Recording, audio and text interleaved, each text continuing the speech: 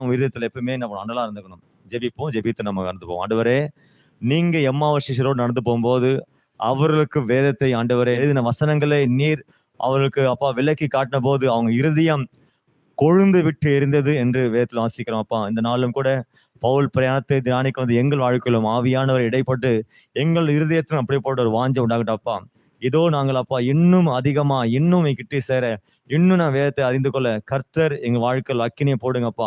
எங்க இருதயத்தை எழுதுங்க ஆண்டவரே, உங்க வார்த்தை எழுதுங்கப்பா. அது எப்போதும் அனலா இருக்கத்தக்கதாக, கொழுந்து விட ஏறத்தக்கதாக பரிசுத்த ஆவியா இடைப்படுவீராக. பாஸ்டர் பலப்படுத்துங்க, வந்து ஒவ்வொரு ஆசீர்வதிங்க. இயேசு கிறிஸ்து நாமத்தில் பிதாவே, ஆமென். நம்ம கருத்தட்டி பாஸ் வரவேற்போம்.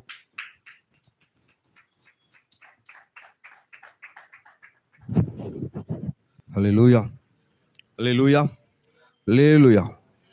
ஸ்தோத்திரம்.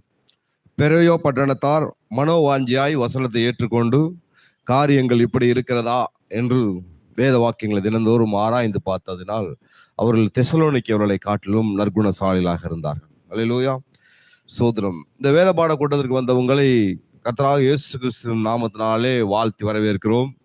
ஸ்தோத்திரம். இன்றைய தினத்தில் நாம் பவுலை குறித்து பார்க்க போகிறோம். போன வாரம் நம்ம ஸ்டார்ட் பண்ணோம், இன்ட்ரோடக்ஷன் கிளாஸ் கொடுத்தோம். பவுலுடைய மிஷனரி பயணங்கள். மிஷனரி பவுலை பற்றி நம்ம போன வாரம் பார்த்தோம் இல்லையா? கிட்டத்தட்ட 1.25 மணி நேரம் பார்த்தோம் பவுலை குறித்து. அநேக புல்லட் பாயிண்ட்ஸ். நான் 100 புல்லட் பாயிண்ட்ஸ் தரதா சொல்லி 30 புல்லட் பாயிண்ட்ஸ் கொடுத்தேன். எழுதி வச்சிருக்கீங்களா? பவுலை பற்றிய 30 முக்கிய குறிப்புகள். மொத்தம் 100க்கு மேலே இருக்குது. அதில் 30 கொடுத்துருக்குறேன். வருகிற நாட்களில் அடுத்த வாரமாக இருக்கலாம், அதுக்கு அடுத்த வாரமாக இருக்கலாம், மறுபடியும் ஒரு 70 புல்லட் பாயிண்ட்ஸ். இந்த பவுலை குறித்து படிக்கும்போது சின்ன சின்ன ஒரு வரியிலாக படிக்கும்போது நிறைய விஷயங்கள் நமக்கு உள்ள மனசுல அது பதிஞ்சுக்கும் பாருங்க. சரிங்களா? இன்றைய தினத்தில் நம்ம பார்க்க போறது பவுலுடைய மிஷனரி பயணங்கள். சரிங்களா? பவுலை குறித்து போன வாரம் பார்த்தோம். இந்த வாரம் பவுல் என்கிற நபர் அவர் எப்படி மிஷனரியா போனாரு அதை குறித்து பார்க்கலாம். மிஷனரினா என்ன அப்படின்னு யாருக்கா தெரியுமா? மிஷனரினா என்ன? மிஷனரி அனுப்பப்பட்டவர்கள், அப்போஸ்தலர்கள் அனுப்பப்பட்டவர்கள். மிஷனரி அப்படின்னா என்ன அப்படின்னா சமய பரப்பாளர்கள், அதாவது சமயத்தின் நெறியை அவர்கள் கொண்டிருக்கிற அந்த எந்த சமயமா இருக்கலாம். கிறிஸ்துவ சமயத்துக்கு மட்டும் மிஷனரி கிடையாது, இந்து சமயத்துக்கு இருக்கிறாங்க, ஒவ்வொரு சமயத்துக்கு இருக்காங்க. சரிங்களா? இப்ப இங்கே பார்க்க போறது நம்ம இந்த மிஷனரி அப்படின்னா என்ன அப்படிங்கிறத நம்ம பார்க்கணும். மத போதகர், சமய பரப்பாளர், சுவிசேஷகர் அப்படின்னா என்னன்னா ஒரு இடத்துல இருந்து இன்னொரு இடத்துக்கு போய் இயேசு கிறிஸ்துவை அறிவிச்சுட்டு அவருடைய பிறப்பின் நற்செய்தியை அறிவிச்சுட்டு அவங்கள திடப்படுத்திட்டு வர்றது சுவிசேஷகர். மிஷனரி அப்படின்னா என்னன்னா போய் இயேசு கிறிஸ்துவை அறிவிக்காத இடங்கள்ல அறிவிச்சு அந்த இடத்துல சமுதாய சீர்திருத்த பணிகள், கல்வி பணிகளோடு சேர்ந்து இயேசுவின் ராஜ்யத்தை கட்டுறது இந்த மிஷனரி அப்படின்னு அர்த்தம். சரிங்களா? எத்தனை பேர் இந்த பவுலை குறித்து படிக்க வாஞ்சியா இருக்கிறீங்க? பவுல் தான் ஒரு புதிய ஏற்பாட்டுக்கு ஒரு ஆதாரமாக இருப்பவர். சரியா? மொத்தம் அப்போஸ்தலர்கள் எத்தனை பேரு? 12 பேர். 12 பேர்ல யூதாசுக்கு மரித்த பிறகு யூதாசுக்கு பதிலாக தெரிந்தெடுக்கப்பட்டவர் யாரு? போன வட்டம் நம்ம பார்த்தோம், மத்தியாஸ். 12 அப்போஸ்தலர்களை நான் வரிசைப்படுத்தி சொன்னேன், அது எப்படி ஞாபகம் வச்சிருந்து கூட சொன்னேன். சரிங்களா? 12 அப்போஸ்தலர்கள்ல யூதாசுக்கு பதிலாக 2 பேருக்கு சீட்டு போட்டாங்க. ஒன்னு யோசேப்பு, ஒன்னு மத்தியாஸ். மத்தியாஸின் பேர்ல சீட்டு விழுந்துச்சு. அப்ப மத்தியாஸ் அடைந்த ஆனந்தத்துக்கு அளவே கிடையாது. இது யாரோட செய்கைன்னா அப்போஸ்தலர்கள் சீட்டு போட்டு மத்தியாசை தெரிந்தெடுத்தாங்க. ஆனா வேத பண்டிதர்கள் என்ன சொல்றாங்கன்னா மத்தியாஸ் வந்துடக்கூடாது, இந்த இடத்துல பவுல் வந்திருக்கணும் அப்படிங்கிறாங்க. மத்தியாஸ் பதில் யார் வந்திருக்கணும்? பவுல் வந்திருக்கணும் அப்படிங்கிறாங்க. வந்திருக்கணும், எதுவுமே இப்படித்தான் அப்படித்தான் நம்ம அறுதிட்டு சொல்லிட முடியாது. பைபிள் ஸ்டடி அப்படிங்கும் போது காலங்கள், நேரங்கள் எல்லாம் தோராயமா அது கணக்கிட்டு கொள்ளணும். அக்யூரேட்டா சொல்லிட முடியாது. ஆனா அந்த தோராயமா சொல்றதுக்குள்ளதான் அந்த கணக்கு இருக்குது. அப்ப மத்தியாசுக்கு பதிலாக யார் வந்திருக்கணும் சொல்றாங்க? பவுல் வந்திருக்கணுங்கிறாங்க. ஏன்னா அந்த புதிய ஏற்பாட்டு நிருபங்கள் புதிய ஏற்பாட்டு சபைக்கு, இயேசு கிறிஸ்துவோட சபைக்கு ஆதாரமாக விளங்குறத பார்க்கலாம். அந்த பவுல் உலகமெங்கும் இந்த கிறிஸ்துவத்தை எப்படி எடுத்து சென்றாரு அதை குறித்து பார்க்க போறோம். சபை எருசலேமில் ஆரம்பித்தாலும் சபை தொடங்கினது, சபை விரிவடைந்தது அநேகருக்கு இயேசு கிறிஸ்துவை அநேகருக்கு கொண்டு சென்ற இடம் அந்தியோகியா. இப்ப இந்த பவுலுடைய முதல் மிஷனரி பயணத்தை குறித்து நம்ம இன்னைக்கு பார்க்க போறோம். அதற்கு முன்பாக பவுலுடைய கால வரிசைகள், பயணத்தின் கால வரிசைகளை நம்ம பார்த்துட்டு இதை நம்ம பார்க்கலாம். பவுல் மிஷனரி பயணங்களின் கால வரிசை. சரி, நம்ம பைபிள் ஸ்டடிக்குள்ள போறோம். சரியா? பவுலுடைய கிபி 37, கிறிஸ்துவுக்கு பிறகு 37. சரியா? ஏற்கனவே சொல்லியிருந்தோம் இல்லையா, இயேசு கிறிஸ்துவோட பவுல் 5 வருடம் சிறியவர். பவுல்னா என்ன சொல்லியிருந்தேன்? பவுலுடைய பேர் அர்த்தத்துக்கு என்ன அர்த்தம்? பவுல்னா சிறியவன் அர்த்தம். பவுல்னா என்ன அர்த்தம்? சிறியவன். அதனாலதான் அவருக்கு சின்னப்பர் அப்படின்னு பேரு. பவுல்னா என்னது? சிறியவன். அதான் அவருக்கு சின்னப்பன் பேரு. மொர்தெகாய்க்கு சிறியவன் அர்த்தம். பழைய ஏற்பாட்டுல மொர்தெகாய் இருக்கார் இல்லையா, அவர் பேருக்கு அர்த்தம் சிறியவன் அர்த்தம். பவுலுக்கு சின்னப்பர்னு பேரு. பேதுருனா இந்த கல்லின் மேல் நான் வீட்டை கட்டுவேன்னு சொல்றாரு இல்லையா, அப்ப கல். பேதுருனா என்னது? கல். அதுக்கு பேதுருக்கு ராயப்பர்னு பேரு. பேதுருக்கு என்ன பேரு? ராயப்பர். தெலுங்குல கல்லு தானமா, ராயப்பர். யோவான். யோவான்னா என்ன பேருக்கு அர்த்தம் என்னது? கிருபை பெற்றவன். யோவான்னா என்னது? எபிரேயத்துல கிருபைக்கு என்ன சொல்லுவாங்கன்னா ஹென் சொல்லுவாங்க. ஹென். அதுல ஜான், அந்த யோவானுக்கு என்னன்னா கிருபை பெற்றவன், அதான் அருளப்பர். அடுத்து யோசேப்ப சூசையப்பர்னு சொல்லுவாங்க. யோசேப்ப எல்லாம் அப்பர். அப்ப நம்ம இன்னைக்கு சின்னப்பராகிய பவுலை குறித்து நம்ம பார்க்க போறோம். பவுல் எப்படி ஆரம்பிச்சாரு, எங்க முடிச்சாருன்னு சொல்லிட்டு. சரிங்களா? எபிரேயரில் பிறந்த எபிரேயர், பென்யமின் கோத்திரத்தான், 8ஆம் நாளிலே விருத்த சேதனம் பண்ணப்பட்டவன், இப்படின்னு தன்னை உயர்த்துறாரு. பயங்கரமா உயர்த்துறாரு. கடைசியில பாவியில பிரதான பாவி நான் தான் அப்படின்னு சொல்லி முடிக்கிறத பார்க்கலாம். சரிங்களா? இப்ப கிபி 37ல தமஸ்கு செல்லும் வழியில வருடங்கள் ரொம்பலாம் மாறாது. 1 வருஷம் 2 வருஷம் முந்தி பிந்தி இருக்கலாம். 37ல தமஸ்கு செல்லுகிற வழியில இயேசுவின் இடைப்படுதல். சரிங்களா? எதுக்கு தமஸ்கு போறாரு? இங்க இந்த ஸ்தேவானுடைய கல்லெறிதல்ல, ஸ்தேவானை கல்லெறிஞ்சு கொள்வாங்க இல்லையா, அப்ப கல்லெறிதனால எல்லாம் தெரிச்சு அங்கிட்டு சிதறி ஓடுவாங்க. அப்ப தமஸ்குலையும் அந்தியோகியாவிலையும் கிறிஸ்துவோடைய சுவிசேஷம் பெருகி வளரும் பொழுது அவங்களை துன்பப்படுத்துறதுக்காக வாலண்டரியா போய் லெட்டர் கேட்டுட்டு போவார், கிறிஸ்துவர்களை துன்பப்படுத்துறதுக்காக. கிபி 37ல தமஸ்கு செல்லும் வழியில இயேசு இடைப்படுவார். அப்ப பவுல் கேட்பாரு, எடுத்த உடனே, ஆண்டவரே நீர் யார்? ஆண்டவரே நீர் யார்? ஒரு பெரிய வெளிச்சம் வந்து குதிரையில போயிட்டு இருப்பார். ஆண்டவரே நீ யாரு சொல்லும் போது, நீ துன்பப்படுத்துற இயேசு நானே. முதல்ல இயேசுவோட எப்படி சொல்லி பேசுறாரு? இயேசுவோட முதல் பேச்சு, இயேசுவோட இடைப்படுதல். முதல்ல பவுல் எப்படி இடைப்படுறாருன்னா, ஆண்டவரே நீர் யாருன்னு கேட்கிறார். கடைசியில முடிக்கிறது, தன்னுடைய வாழ்க்கை எப்படி முடிப்பார்னா, நான் விசுவாசித்திருக்கிறவர் இன்னார் என்று அறிவேன். அல்லேலூயா. ஆரம்பத்துல வந்து பார் அப்படின்னு சொல்றாங்க இல்லையா அப்போஸ்தலர்கள். இயேசு கிறிஸ்து நாசரேத்துல இருந்து ஒரு நன்மை வரக்கூடுமோ சொல்லும் போது சீசர் என்ன சொல்றான்? வந்து பார் அப்படிங்கிறான். அதே போல இயேசுவின் அன்பை, அவருடைய கிருபைய ருசிக்கும் பொழுதுதான் வாழ்க்கை செழிப்பா இருக்கும். அப்ப கிபி 37ல இயேசு கிறிஸ்து பவுலை தொடர்றார். சவுல். அநேகர் சொல்லுவாங்க சவுலா இருந்து பவுலாய் மாறின. அப்படி கிடையாது. சவுல் பவுல் ரெண்டும் ஒரே நபருக்குள்ள வழங்கப்பட்ட பெயர்கள் தான், மாறல. சவுல் என்பது எபிரேய பெயர். சவுல் பழைய ஏற்பாட்டு காலத்துல சவுல் இருந்தார் இல்லையா, சவுல் ராஜா ஆவியில ஆரம்பிச்சு மாம்சத்துல தன்னுடைய வாழ்க்கையை முடிச்சார். சவுல் ராஜா தன்னுடைய வாழ்க்கை எப்படி ஆரம்பிச்சாரு? ஆவியில் ஆரம்பிச்சார். அபிஷேகம் பண்ணப்பட்டவராக அழகாக ராஜாவுடைய அந்த கிரீடத்தை தரித்து கொண்டு ஆவியில் ஆரம்பிச்சு மாம்சத்துல முடிச்சார் சவுல். ஆனா இந்த சவுல், நம்ம பார்க்க போகக்கூடிய சவுல் என்னப்பட்ட பவுல், மாம்சத்துல ஆரம்பிச்சு ஆவியில முடிச்சார். அதை வந்து நம்ம நல்லா புரிஞ்சுக்கணும். சரிங்களா? வேதத்தை ருசிச்சு பார்க்கும் போதுதான் நிறைய விஷயங்கள் புரியும். அப்ப இந்த தமஸ்கு செல்லுகிற வழியில அவர் குதிரையில போவாரு. அவர் எப்படி குதிரையில போனார் அப்படின்னா, அவர் பாருங்க நல்ல ஒரு விளையாட்டு வீரர். ஓட்டப்பந்தயத்தை பத்தி பேசுவாரு, மல்யுத்தத்தை பத்தி பேசுவாரு, பரிசை பத்தி பேசுவாரு, நல்ல போராட்டத்தை இப்படி பேசுவார். சரிங்களா? குதிரையில போகும்போது ஒரு பெரிய ஒளிப்பட்டு கீழே விழுகிறாரு, குருடாகுது. ஆண்டவரை நீ யார் சொல்லும் போது, நீ துன்பப்படுத்துகிற இயேசு சொல்லும் போது, இப்படியாக இவருடைய காலங்கள் ஆரம்பிக்குது. ரட்சிக்கப்படுறார். இங்க சொல்லும் பொழுது அனனியா, இந்த நேர்த்தருன்னு ஒரு தெரு போட்டிருப்போம் பாருவேன், நேர்த்தரு. அதுக்கு அடுத்து மறுபடியும் இதே போட்டுருணும், நேர்த்தரு. ஒரு கார்லாம் நிற்கும். கார் அந்த பக்கத்துல போச்சு. பாருங்க, இதான் நேர்த்தரு. அனனியா வந்து எங்க இது வந்து நீங்க வந்து நெட்ல எடுக்கலாம் சரிங்களா. தமஸ்குல உள்ள நேர்த்தரு இதுதான். தமஸ்குல உள்ள நேர்த்தரு. இந்த தெருவுல தான், இந்த வீட்டுல தான் தங்கி இருந்தாரு சொல்ல முடியாது, இங்கதான் தங்கி இருந்தாருன்னு சொல்ல முடியாது. ஆனா இந்த வீட்டுல தங்கி இருந்தார், இந்த இடத்துல தங்கி இருந்தார். இது உங்களுக்கு ஒரு சும்மா ஒரு உற்சாகத்துக்காக போடக்கூடிய ஒரு ஸ்லைடு. சரியா? இதுதான் தமஸ்குல உள்ள ஒரு நேர்த்தரு. அவர் கண்ணு குருடாகி இந்த நேர்த்தருல போய் ஒரு வீட்டுல தங்கி இருந்தாரு. அனனியாட்ட இடைப்பட்டு, நீ இப்ப அங்க போ, அவன் ஜெபம் பண்ணிக்கிட்டு இருப்பான். அப்பொழுது கர்த்தர், நீ இழந்த நேர்த்தரு எனப்பட்ட தெருவுக்கு போய் யூதாவின் வீட்டிலே தர்சு பட்டணத்தானாய சவுல் என்னும் பேருள்ள ஒருவனை தேடு, அவன் இப்பொழுது ஜெபம் பண்ணுகிறான். ஜெபம் பண்ணும் போதெல்லாம் தேவன் கவனிக்கிறவரா இருக்கிறார். அல்லேலூயா. அப்ப இந்த இடத்துல இருக்கும் பொழுது அழகா வந்துடுறான். அனனியா வந்து கைகளில் வைக்கும் போது மீன் செதில் போல கீழே விழுந்து பார்வை பெற்றவனா.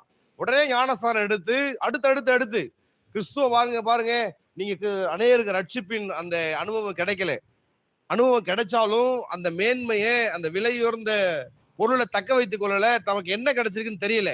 அதனால அவங்க நிறைய பேர் வாழ்க்கையை வீணாக்குறாங்க. ஆனா பவுலுக்கு அந்த ருசி தெரியுது. இயேசு யாரு, எப்படிப்பட்டவர் தெரிஞ்சதுனால அடுத்து கிறிஸ்துவத்துல அடுத்த கட்டத்துக்கு முன்னேறான். சபைக்கு வந்த உடனே தேவனை பத்தி அறிஞ்சவனும் ஞானஸ்தானம் எடுக்கணும். ஞானஸ்தானம் எடுக்கும் பொழுது ரட்சிக்கப்பட்டு ஞானஸ்தானம் எடுக்கணும்.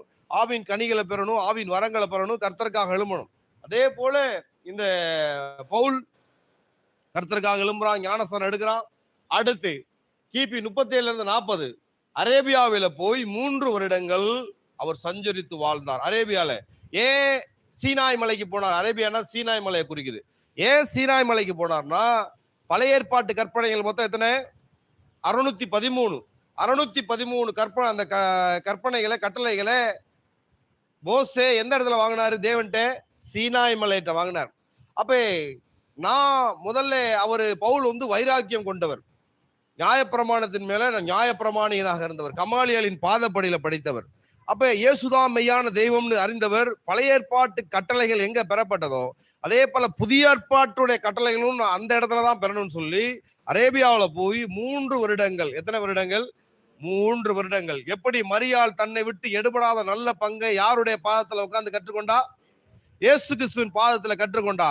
அதே போல இங்கே அரேபியாவில போய் 3 வருடங்கள் செலவழித்து தேவனுடைய தரிசனத்தை பெற்று தேவனிடமிருந்து பல வெளிப்பாடுகளை பெறார்.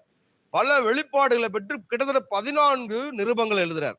இந்த 14 நிருபங்கள் தான் புதிய ஏற்பாட்டு சபைக்கு தூணாக, ஆதாரமாக, வெளிச்சமாக, பிரகாசமாக, நம்பிக்கைக்குரியதாக, விசுவாசிக்கத்தக்கதாக இருக்கிறது பவுலுடைய நிருபங்கள். பவுல் வந்து ஒரு ஸ்டஃப் உள்ள மனிதன், நிறைய விஷயங்களை உள்ள ஏற்றுக்கொள்ளும். எப்படி பழைய ஏற்பாட்டுல படிப்பாளி அப்படி சொல்லும் போது 2 பேரை சொல்லலாம், சாலமோன், மோசே. சாலமோனை புறம் வச்சிருவாங்க நிறைய பேர், ஏன்னா அவருடைய பின் வாழ்க்கை சரியில்லை. ஆனா மோசே எகிப்தின் சகல சாஸ்திரத்திலையும் கற்று தேர்ந்தவன், பழைய நல்ல படிப்பாளி மோசே. அதே போல புதிய ஏற்பாட்டுல நல்ல படிப்பாளி சொல்லும் போது யாருன்னா பவுல். கமாலியலின் பாதப்படியில படித்தவன், சிறு வயது தொடங்கி படித்தவன். பவுலுக்கு நிறைய லாங்குவேஜ் தெரியும். போன பைபிள் ஸ்டடியில நான் சொன்னேன், கிரேக்கம் தெரியும், அரேமேயம் தெரியும், எபிரேயம் தெரியும், லத்தீன் தெரியும், எகிப்திய தெரியும். எப்படி எகிப்து மொழி தெரியும்னா, அந்த எரேமியா காலத்துல சரிங்களா, எரேமியாவை அந்த இடத்துல வச்சுட்டு போயிடுவாங்க. எரேமியா அந்த ஒரு டீம் மறுபடியும் இந்த எகிப்து தேசத்துல போய் சஞ்சரிக்கும். இவங்க அங்கிருந்து தப்பிச்ச ஒரு டீம் எரேமியாவோட சேர்ந்து எகிப்து தேசம் போகும். அங்க போன டீம்ல உள்ள ஒரு வம்சாவளி தான் யாரு? பவுலோடைய சந்ததின்னு சொல்லுவாங்க. அதனாலே அவர் அந்தியோகியா அந்த பக்கத்துல இருந்ததுனால, அலெக்சாண்ட்ரியா பட்டணத்து பக்கம் இருந்ததுனால அவருக்கு எகிப்திய மொழி தெரியும். கிரேக்க மொழி உலக மொழியாக இருந்ததுனால கண்டிப்பா தெரிஞ்சிருக்கும். அடுத்து இவர் எபிரேயர்கள் பிறந்த எபிரேயர்னால எபிரேயம் கண்டிப்பா தெரிஞ்சிருக்கும். சரிங்களா? இவர் லத்தீன் மொழி, அரேமிய மொழி பழக்க வழக்கங்கள் இருந்ததுனால தெரிஞ்சிருக்கும். இதை பத்தி டீட்டெயில்ஸா நம்ம பார்க்க போறோம் மிஷனரி ட்ரிப்ல. சரிங்களா? இப்ப அரேபியாவில் போய் 3 வருடங்கள் கழிக்கிறார். இங்கேதான் திடப்படுத்திக் கொள்றார், தன்னைத்தானே திடப்படுத்திக் கொள்றார். சரிங்களா? நம்ம பைபிள்ல இங்கே டீச்சிங்ல, ப்ரீச்சிங்ல சபையில இருந்து நிறைய விஷயங்களை கேட்கலாம். கேட்டுட்டு அனுமானிச்சு கொண்டு அதை இருதயத்துல வைத்து கொண்டு நான் தனியா போய் உட்காந்து தியானிக்கணும். நிறைய பேர் நான் சொல்றேன், நிறைய பேரை நான் பாக்குறேன், நிறைய பேர் எழுதுறாங்க, வேகமா எழுதுவாங்க, வீட்டுல போய் மடிச்சு வச்சதுதான். அடுத்த சர்ச்சுக்கு வரும்போது தான் பார்ப்பாங்க. 10 வருஷம் கழிச்சு எடுத்த நோட்டை பாருங்க, கடைசி எப்பயாவது திறப்பாங்க. எப்ப திறப்பாங்கன்னா, அது கீழே வேஸ்டா பேப்பர்ல போடணும், பழைய பேப்பர் கடைக்கு போடணும்னு சொல்லுவோம் திறப்பாங்க. எழுதுனதுதான், அதை பார்க்க மாட்டாங்க. எப்ப நீங்க எழுதுனதை திருப்பி பாக்குறீங்களோ அப்பதான் ஆவியானவர் வெளிப்படுவார். நிறைய எழுதுவாங்க. என்னுடைய நாலேஜுக்கு 90% 95% எழுதுவாங்க, அதை திருப்பி படிக்க மாட்டாங்க. யார் எழுதுனதை திரும்ப வீட்டுல போட்டு, இந்த மாடு அசை போடுது இல்லையா, மாடு அசை போட்ட போல சத்தியத்தை அசை போட்டு சத்தியத்தை மேய்ந்து கொள்கிறார்களோ அவர்களோடு பரிசுத்த ஆவியானவர் விடைபடுவார். எழுதுறத சண்டே பிரீச்சிங்ல நல்ல தேவ செய்தி கிடைக்குது, பைபிள் ஸ்டடியில மெசேஜ் கிடைக்குது.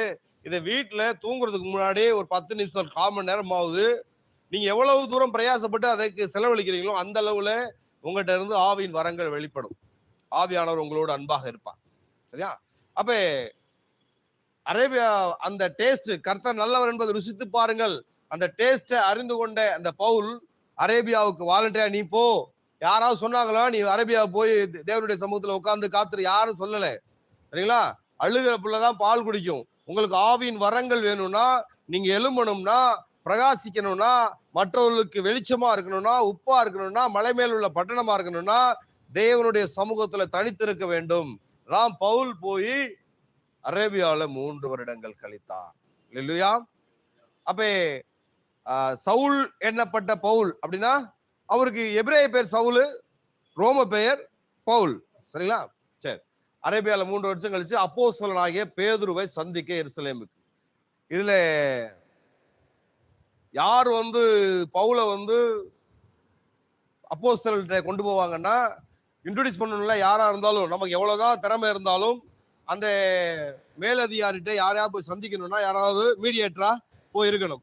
பவுலே ஆரம்பத்திலே தூக்கி விட்டவர் யார் அப்படின்னா பர்னபா. ஆறுதலின் மகன், லேவியன், அர்ப்பணிக்கப்பட்ட ஒரு வாழ்க்கை வாழ்ந்தவன், நல்லவன், அபிஷேகம் பண்ணப்பட்டவன், அப்போஸ்தலன். சரிங்களா? தன்னுடைய நிலத்தை எல்லாம் சீப்ரு தீவு அந்த சீப்ரு தீவுங்கிறது படிக்க போறோம். சீப்ரு தீவுங்கிறது ரொம்ப வளமான தீவு. அந்த வளமான தீவுல இவனுக்கு ஒரு இடம் இருக்குது. அந்த இடத்தை தூக்கி வித்து கொடுத்துருவான் அப்போஸ்தலர்கள்ட்ட. வித்து கொடுத்தோம்னா எனக்கு ஒரு நல்ல பேர் வந்துடும். அப்ப ஆறுதலின் மகன்னு. இதை பார்த்துட்டுதான் அனனியா சப்பீராலு இவங்க ஒரு நிலத்தை, இவங்க வச்சிருக்கிற நிலத்தை வித்து கிரயத்துக்கு கொடுத்துட்டு ஒரு பங்கை வஞ்சித்துக்குவாங்க. ஆனா ஆறுதலின் மகன் பர்னபா என்ன பண்றாரு? மொத்தமா எடுத்து அப்போஸ்தலருடைய பாதத்துல வச்சிருவாரு. சரிங்களா? அப்ப இந்த பர்னபா தான் பவுலை அப்போஸ்தலரிடம் அடையாளப்படுத்தியது. சரிங்களா? ஆரம்பத்துல பாத்தீங்கன்னா பர்னபா பவுல், பர்னபா பவுல் தான் வரும். 15ஆம் அதிகாரத்துக்கு அப்புறம் பவுல் பர்னபா, பவுல் பர்னபா, பவுல் டாப்பா போயிருவார். யோவான் ஸ்நானன் இயேசு கிறிஸ்து என்ன சொல்றாரு? அவர் பெருகவும் நான் சிறுகவும், தன்னைத்தானே தாழ்த்துகிறான். பாத்தீங்கன்னா ஆரம்பத்திலே பர்னபா பவுல், பர்னபா பவுல் தான் வரும். அப்போஸ்தலர் 13:1 பாத்தீங்கன்னா, அப்போஸ்தலர் 13:1 அதுல ஒரு இது போட்டிருக்கேன், அந்தியோக்கியா சபை ஊழியர்கள்னு போட்டிருக்கேன். இதான் 13:1 பாருங்க. அதுல அப்படியே நான் போட்டு இங்க பாருங்க, அப்படியே இருங்க. அதே வசனம் தான் நான் அப்படி போட்டிருக்கேன். எப்படி பைபிள் ஸ்டடி படிக்கணும், எப்படி வேத வரிசை பிரிச்சு படிக்கணும். பலாப்பழம் பாத்திருக்கீங்களா? பார்க்க முரட்டுத்தனமா சொரட்டியா இருக்கும், சொறி பிடிச்சிருக்கும், எங்கிட்ட சில இதை கிஞ்சி இருக்கும். ஆனா அது பிரிச்சு அழகா சொலையா எடுத்து விதையெல்லாம் கொட்டையெல்லாம் எடுத்து தனியா வச்சுட்டு சாப்பிடும் போது டேஸ்ட் தனியா இருக்கும். அதே போல வசனத்தை பிரிக்க தெரியணும். அந்தியோகியா பட்டணத்தில் உள்ள சபையிலே, சபை அந்தியோகியா பட்டணத்துல ஒரு சபை இருக்குது. சரியா? ஃபர்ஸ்ட். அடுத்து அதுல யார் பேர் யார் வருது? பர்னபா. 14ஆம் அதிகாரம் வரைக்கும் பர்னபா பவுல் தான் வரும். 15ஆவதுக்கு அப்புறம் பாருங்க, பவுல் டாப் கியர்ல போயிடுவார், ஸ்பீடா போயிடுவார், செம்ம ஸ்பீடா போவார். அவருடைய ரைசிங் அவருடைய வளர்ச்சி அவருடைய எலும்பி பிரகாசிக்கிற தன்மை மத்த அப்போஸ்தலர்களை தாண்டி இவர் மேல வந்துடுவார். ஏன்னா அவர்கள் யூதர்களுக்கு மட்டும்தான் அந்த 11 பேர் அப்போஸ்தலர்கள். இவன் புறஜாதிகளுக்கு அப்போஸ்தலன், ராஜாக்களுக்கு, புறஜாதிகளுக்கு தேவனாலே தெரிந்து கொள்ளப்பட்ட பாத்திரம். அப்ப முதலாவது 13:1 அந்தியோக்கியா பட்டணத்து சபையில உள்ள பர்னபா. முதல் பேர் யார் வருது? பர்னபா. பர்னபாவுக்கு இன்னொரு பேர் என்ன? யோசே. இவன் என்ன கோத்திரம்? லேவி கோத்திரம். பைபிள்ல ஏதாவது ஒரு ஸ்டடி படிச்சா யாராவது ஒரு கேரக்டர் பேர் சொன்னா டக்குன்னு சொல்ல தெரியணும். எஸ்தர் எந்த கோத்திரம்? சிம்சோன் எந்த கோத்திரம்? எஸ்தர் தான் கோத்திரம். எஸ்தர் அதிலே போட்டிருக்கும் மொர்தகாய் பென்யமின் கோத்திரம், எஸ்தர் அப்ப அது அப்படிதான் படிக்கணும், அப்படிதான் படிக்கணும். யார் எந்த கோத்திரம் இதெல்லாம் படிக்கும் பொழுது மனசுல உட்கார்ந்துக்கும். சரிங்களா? அப்ப அந்த பர்னபா இன்னொரு பேர் என்ன? யோசே. என்ன கோத்திரம்? லேவியன். அப்ப ஒண்ணுன்னா எடுத்து படிக்கணும். அதுக்கு அடுத்து இந்த ஃபர்ஸ்ட் பயணத்துல மிஸ்ரரி ட்ரிப்ல முதல் பயணத்துல யார் யாரோட வருவான்னா பர்னபா பவுலு, பர்னபாவுடைய இனத்தானாகிய மார்க்னு கொலைசேர்ல போட்டிருக்கும். அப்ப இனத்தான்னா என்னது? லேவி கோத்திரம். அப்ப மார்க்கு எந்த கோத்திரம்? லேவி கோத்திரம். அப்படி படிக்கணும். சரிங்களா? இப்ப முதல் பாயிண்ட், இந்த ஒரு வசனத்தை எத்தனையா பிரிச்சிருக்கோம்? 1 2 3 4 5 6 7 பிரிச்சிருக்கோம். சரிங்களா? பிரிச்சு பிரிச்சு படிக்கும் போது சரி, அந்தியோகியா பட்டணத்தில் உள்ள சபையில பர்னபா அவன் யாரு? இன்னொரு பேரு இயற்பெயர் யோசே. இரண்டாவது அவன் என்ன கோத்திரம்? லேவியன். அடுத்து நீகர் எனப்பட்ட சிமியோனும். சிமியோன் அப்படின்னா பிளாக் மேன், கருப்பு இனத்தவன். நீகர்னா என்னது? நீகர்னா கருப்பின மக்கள் அர்த்தம். நீகர்னா என்னது? கருப்பின மக்கள். சரிங்களா? மார்க் 15:21 சிரேனே ஊரானும் அலெக்சாந்தருக்கும் ரூப்புக்கும் தகப்பனாகிய சீமோன் எனப்பட்ட ஒருவன் நாட்டிலிருந்து அவ்வழியே வருகையில் அவருடைய சிலுவையை சுமக்கும்படி அவனை பலவந்தம் பண்ணினார்கள். அந்த சிமியோன், அந்த மனிதன் இவனா இருக்கலாம் மேக்சிமம். சரிங்களா? அப்ப பாருங்க, இவர் ஒரு பிளாக் மேன். இவர் யாரு? Black man. இரண்டாவது சிரேனா ஊரான் ஆகிய லூகியும், இவர் ஒரு பிளாக் மேன். இவர் ஒரு பிளாக் மேன். இது ரெண்டுமே இருக்கலாம். ஆனா 99% இதுதான். சரிங்களா? அடுத்து கார்பங்கு தேசாதிபதியாகிய ஏரோதுடனே கூட வளர்க்கப்பட்ட மானாயீனும், ஒரு செல்வந்தன். சரிங்களா? செல்வந்தன் விட்டுட்டு ஊழியத்துக்கு வர்றாரு பாருங்க. ஊழியத்துக்கு வர்றாரு. இது இந்த மானாயீன் அப்படிங்கிறவன் ஒரு செல்வந்தன். அடுத்து அவனோடு கடைசியா யாருது? சவுல். ஆரம்பம் சவுலுக்கு எப்படி இருக்குது? கீழே தான் இருக்குது, அற்பமா தான் இருக்குது. ஆனா எல்லா அப்போஸ்தலரை விட மேல வந்தது யாரு? பவுல் தான் வந்தார். சரிங்களா? அப்ப முதல்ல பர்னபா பேர் தான் முதல்ல வருது. சரிங்களா? நீங்க ஆரம்பத்துல உங்களோட திறமை இருக்கிறதா நீங்க நினைச்சீங்கன்னா, உங்களோட தாளந்து இருக்கிறதா நினைச்சீங்கன்னா, வரங்கள் இருக்கிறதா நினைச்சீங்கன்னா, ஆரம்பத்துல அப்படிதான் இருப்பீங்க. எப்ப தேவனுடைய வெளிச்சம் உங்கள் மேல படுதோ அப்ப நீங்க எழும்பி பிரகாசிப்பீங்க. இது பவுல் நல்ல ஒரு உதாரணம். ஆரம்பத்துல சவுல் எனப்பட்ட பவுல் கடைசியா இருந்தாங்க. இவங்க எப்படியா இருந்தாங்களா? தீர்க்கதரிசிகளாகவும் போதகர்களாகவும் இருந்தாங்க. தீர்க்க தரிசனம் சொன்னா வசனத்தின்படி சொல்லணும், வசனத்துக்குள்ள தீர்க்க தரிசனம் ஒட்டணும். அப்ப இந்த அந்தியோக்கியா சபையில 5 ஊழியர்கள் இருந்தாங்க. 5 ஊழியர்கள்ல முதலாவது பர்னபா இருந்தான். கடைசியா சவுல் இருந்தார். இப்ப ஆவியானவர் திருவுளம் பற்றுகிறார். திருவுளம் பற்றினார்னா பேசுறார், உங்களோட பேசுறார். இவங்கள பிரிச்சிரு மிஷனரி பயணத்துக்கு. பயணம்னா தன்னுடைய சமயத்தை, தன்னுடைய மதத்தை பரப்பணும். அடுத்தவங்களுக்கு போய் கிறிஸ்துவை அறியாதவர்களுக்கும் பரப்பணும். பாருங்க ஆவியானவர் எப்படி பாருங்க, இடையில 3 பேரும் விட்டு மேலானவர்களையும் கடைசி டாப் டவுனையும் கரெக்டா பிக்கப் பண்றார். சரிங்களா? மேல் கீழ். இவருக்கு பர்னபாவுக்கு பவுலோட வயசு ஜாஸ்தி. அது எப்படி நான் சொல்றேன், யூபித்தர் மெர்க்குரி சொல்லுவாங்க இல்லையா? யூபித்தர் அப்படின்னா வயசான கடவுள், மெர்க்குரினா இளைய கடவுள். அப்படிலாம் நிறைய அதெல்லாம் நம்ம பார்க்கும்போது மிஷனரி பயணத்துல பார்க்க போது சொல்லலாம். அப்ப வசனத்தை எப்படி பிரிக்கணும்னு இதுல தெரியுதா? சரி, அடுத்து போலாம். அடுத்து நம்ம இந்த மிஷனரி பயணங்களின் கால வரிசை இதுல நான் ஒரு 4 தான் பார்த்துட்டு அடுத்துதான் பைபிள் ஸ்டடி போதும். கொஞ்சம் என்லார்ஜ் பண்ணிடு. அப்ப தமஸ்கு செல்ற வழியில இயேசு இடைப்படுறாரு. அரேபியால 3 வருஷம் போய் தேவனிடமிருந்து வார்த்தைகளை, எதிர்கால திட்டங்களை எல்லாம் இங்க வாங்கிக்கிறாரு. அடுத்து பேதுருவை யார் மூலமா சந்திக்கிறாரு?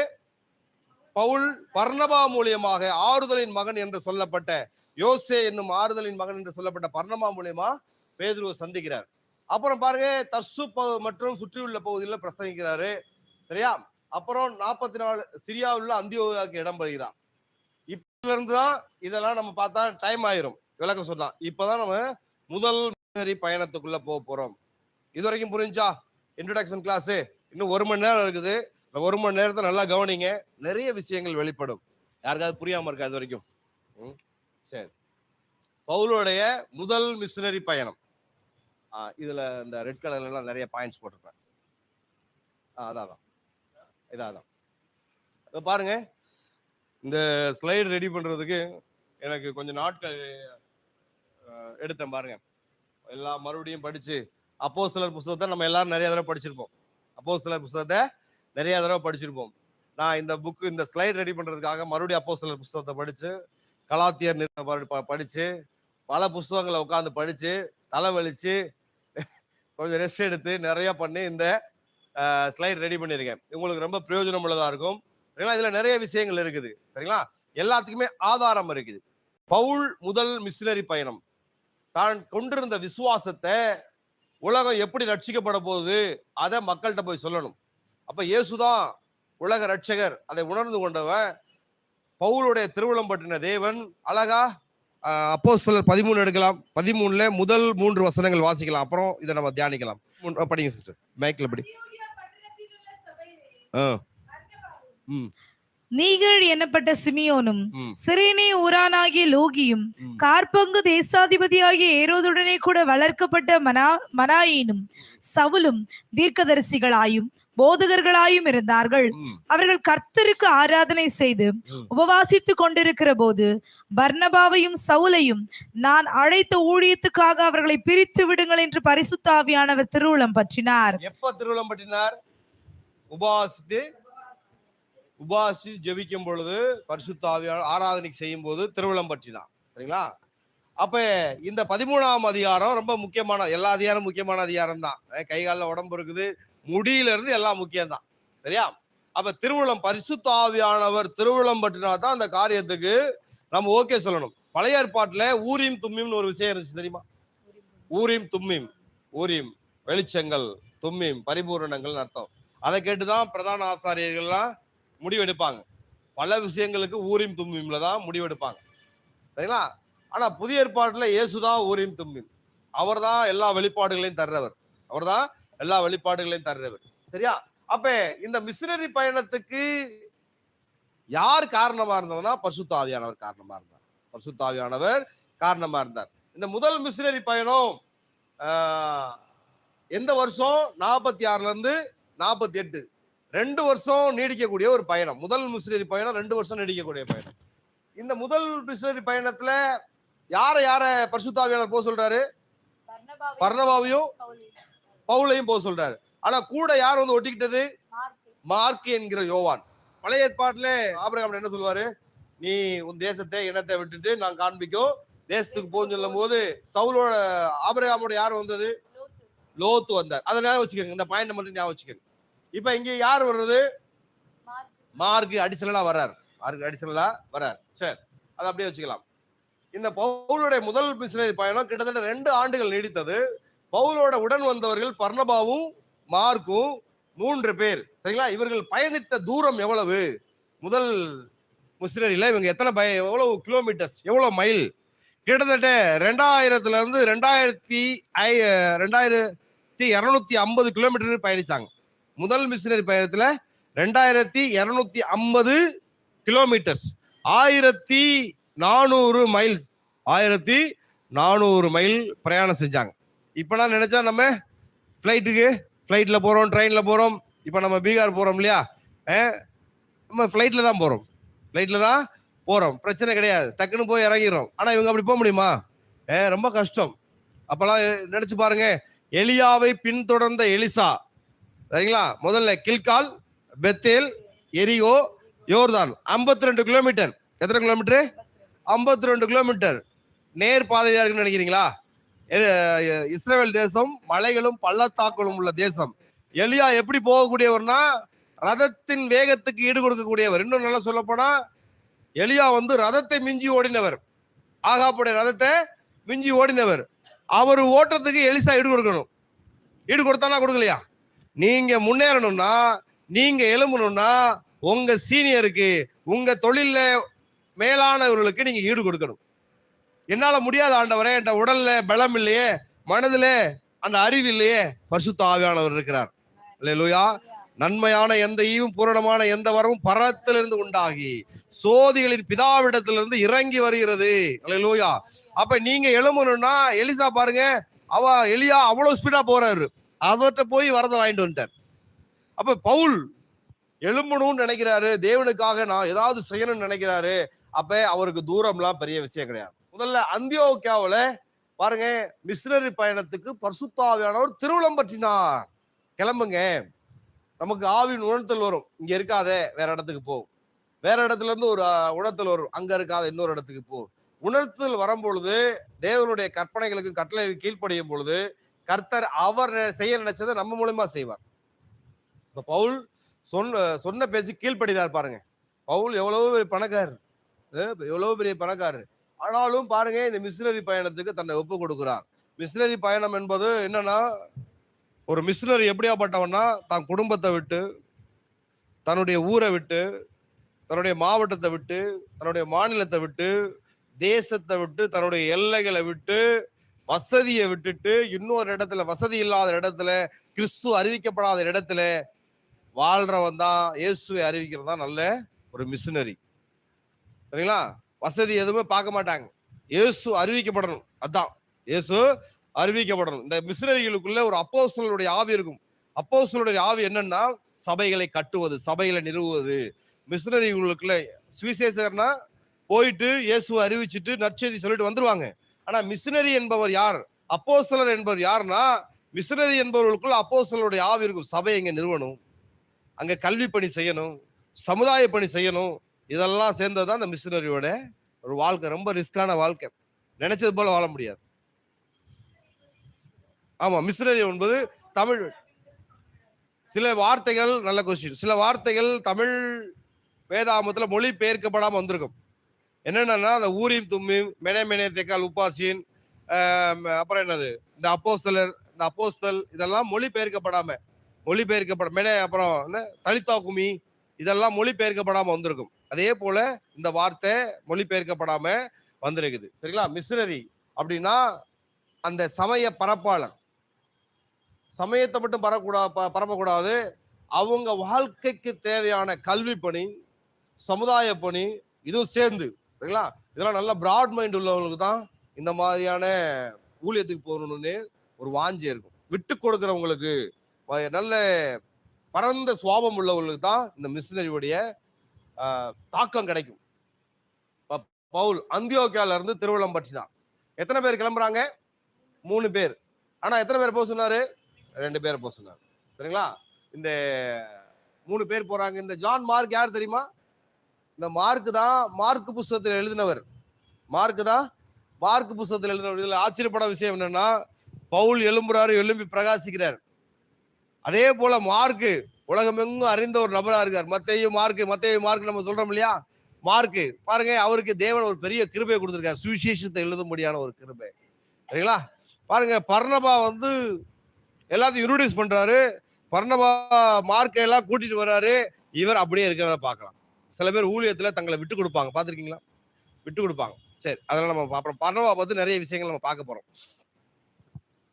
அப்ப அந்தியோகியால இருந்து முதல்ல கிளம்புறாங்க. இந்த அந்தியோகியால உள்ள ஒரு பட்டணம் தான் செலூக்கியா. தெரியுதா? மேப் தெரியுதா?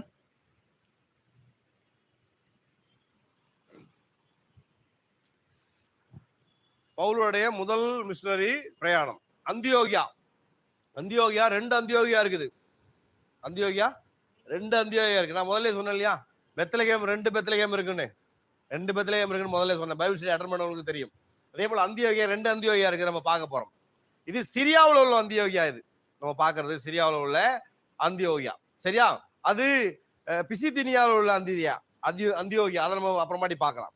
சரி, இப்ப அந்தியோகியால இருந்து செலூக்கியா வருவாங்க. அந்தியோகியால இருந்து செலூக்கியா என்பது ஒரு கடற்கரை பட்டணம், துறைமுகம். இதை நல்லா பாத்துக்கங்க. சரியா?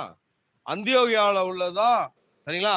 இந்த செலூக்கியா பட்டணம் அப்போஸ்தலர் 13 இருந்து முதல் பிரயாணம் எதுல இருந்து எது வரைக்கும்? அப்போஸ்தலர் 13:4 இருந்து 14:26 வரைக்கும். நான் இப்ப எடுக்கிற வரைக்கும் புரியுதா சிஸ்டர்? உங்களுக்கு எல்லாம் புரியுதா? யாருக்காவது புரியலன்னா மறுபடியும் சொல்றேன். இப்பதான் நம்ம இந்த முதல் மிஷனரி பயணத்தை பார்க்கிறோம். எதுல இருந்து எது வரைக்கும்னா, அப்போஸ்தலர் 13:4 இருந்து 14:26 வரைக்கும் இந்த பயணத்துக்குரிய ஆதார வசனங்கள் இருக்குது. எந்த வருஷம்னா கிபி 46 இருந்து 48. எத்தனை பேர் போனாங்க அப்படின்னா 3 பேர் போறாங்க. 2 வருஷ பிரயாணம். முதல்ல அந்தியோகியா பட்டணத்துல பரிசுத்த ஆவியானவர் திருவுளம் பற்றிட்டு அங்க இருந்து எப்படி அனுப்புறாங்கன்னா, அவங்க மேல கையை வச்சு பரிசுத்த ஆவியானவர் ஜெபம் பண்ணி அனுப்புறாங்க. அதை படிச்சீங்கன்னா நல்லா தெரியும். ஜெபம் பண்ணி உபவாசம் பண்ணி அனுப்புறாங்க. சரிங்களா? அவங்க போன இடம் வந்து முதல்ல செலிக்கியா வந்து சிரியா தேசத்துல உள்ள ஒரு துறைமுக பட்டினம் வித்தியாசம் சொல்லியிருக்கேன் இல்லையா? சென்னை பட்டினம், திருச்சி பட்டணம் வித்தியாசம் தெரியுமா? பட்டினம் அப்படின்னா டீ வந்துச்சுன்னா அந்த பட்டினத்துல கடல் இருக்குன்னு அர்த்தம். பட்டினம்னா என்னது? கடல் உள்ளது. பட்டணம் அப்படின்னா கடல் இல்லாதது. சென்னை பட்டினம், திருச்சி பட்டணம். ஓகேவா? சின்ன சின்ன விஷயம் தான். அப்ப அந்தியோகியால இருந்து செலுக்கியா வராங்க. செலுக்கியா அப்படிங்கிறது துறைமுக பட்டணம், கப்பல் ஏறி போகணும். துறைமுக பட்டணம். சரியா? துறைமுகத்துல இங்க இருந்து இங்க வராங்க. இந்த இடத்துல என்ன நடந்துச்சு அப்படின்னா பயணம் ஆரம்பிக்குது. செலூக்கியாவுல பயணம் ஆரம்பிக்குது. அந்தியோகியாவுக்கு பக்கத்துல தான் இருக்குது. 16 மைல். அந்தியோகியால இருந்து செலூக்கியாவுக்கு 16 மைல். எப்படி போயிருப்பாங்க? நடந்துதான் போயிருப்பாங்க. சரியா? இந்த அந்தியோகியா எருசலேம்ல இருந்து கிட்டத்தட்ட 500 மைல்கள் தாண்டி உள்ள ஒரு பிரதேசம் தான் இந்த அந்தியோகியா. நான் இப்ப ஒரு தடவை சொல்லிட்டு மறுபடியும் அந்தியோகியால இருந்து ஆரம்பிப்பேன். மறுபடியும் அந்தியோகியால இருந்து ஆரம்பிக்கும் போது நிறைய விஷயங்கள் அந்தியோகை பத்தி சொல்லுவேன். இப்போ முதலாவது அந்தியோகியால இருந்து பயணித்து செலுக்கியாவுக்கு வராங்க. செலுக்கியா வந்து துறைமுக பட்டினம். பட்டணம் வித்தியாசம் இருக்கு. பட்டினம்னா கடல் இருக்கும், பட்டணம்னா கடல் இருக்காது. கப்பல் ஏறுறாங்க. இங்க இருந்து நடந்தா வர்றாங்க. இங்க சீப்ரு தீவுக்கு போறாங்க. முதல்ல போன இடம் சீப்ரு தீவு. இதுல இந்த 3 பேர் போறாங்கல்ல, இதுல யார் சீப்ரு தீவுக்காரரு? பர்னபா. சீப்ரு தீவு என்பது ஒரு வளமையான தீவு, நல்ல காஸ்ட்லியான இடம். சரிங்களா? நல்ல சீப்ரு தீவு, அந்த ஊர்க்காரன் தான் இந்த பர்னபா. அப்ப பர்னபாவுக்கு நல்ல இந்த இடத்தை பத்தி நல்ல நாலேஜ் இருக்கும். 3 பேரும் நல்ல சலாமி, ஆங்கிலத்துல சலாமிஸ் அப்படின்னு போட்டிருக்கோம். சீப்ரு தீவுக்கு போறாங்க. சைப்ரஸ், ஆங்கிலத்துல சைப்ரஸ் அப்படின்னு போட்டிருக்காங்க. சரிங்களா? நான் இந்த லாவண்யா சிஸ்டருக்காகத்தான் நான் எல்லாமே இங்கிலீஷ்ல டைப் பண்ணேன். சரியா? சீப்ரு தீவுக்கு போறாங்க. யூதருடைய ஜப ஆலயங்களிலே பிரசங்கித்தார்கள். பிரசங்கித்தாங்க. என்ன கிழமை பிரசங்கிச்சிருப்பாங்க? யூதருடைய 7வது நாள். சரிங்களா? 7வது நாள் பிரசங்கிச்சாங்க யூதருடைய ஜப ஆலயங்கள்ல. அதை நல்லா கவனிக்கணும். சரிங்களா? இங்கதான் இவங்களுடைய ஊழியம் ஆரம்பிக்குது.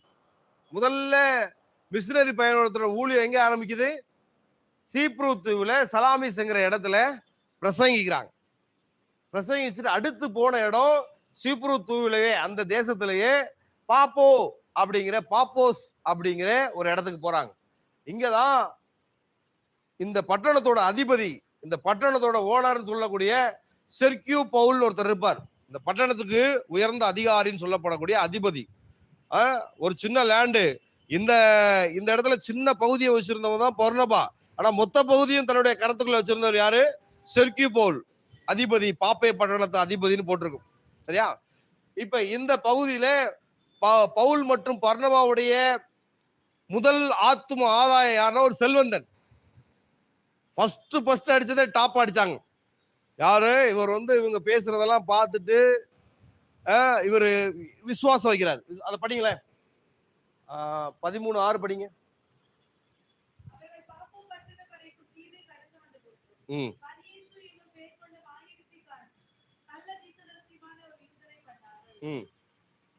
அதுக்கடுத்து படிங்க சிஸ்டர்.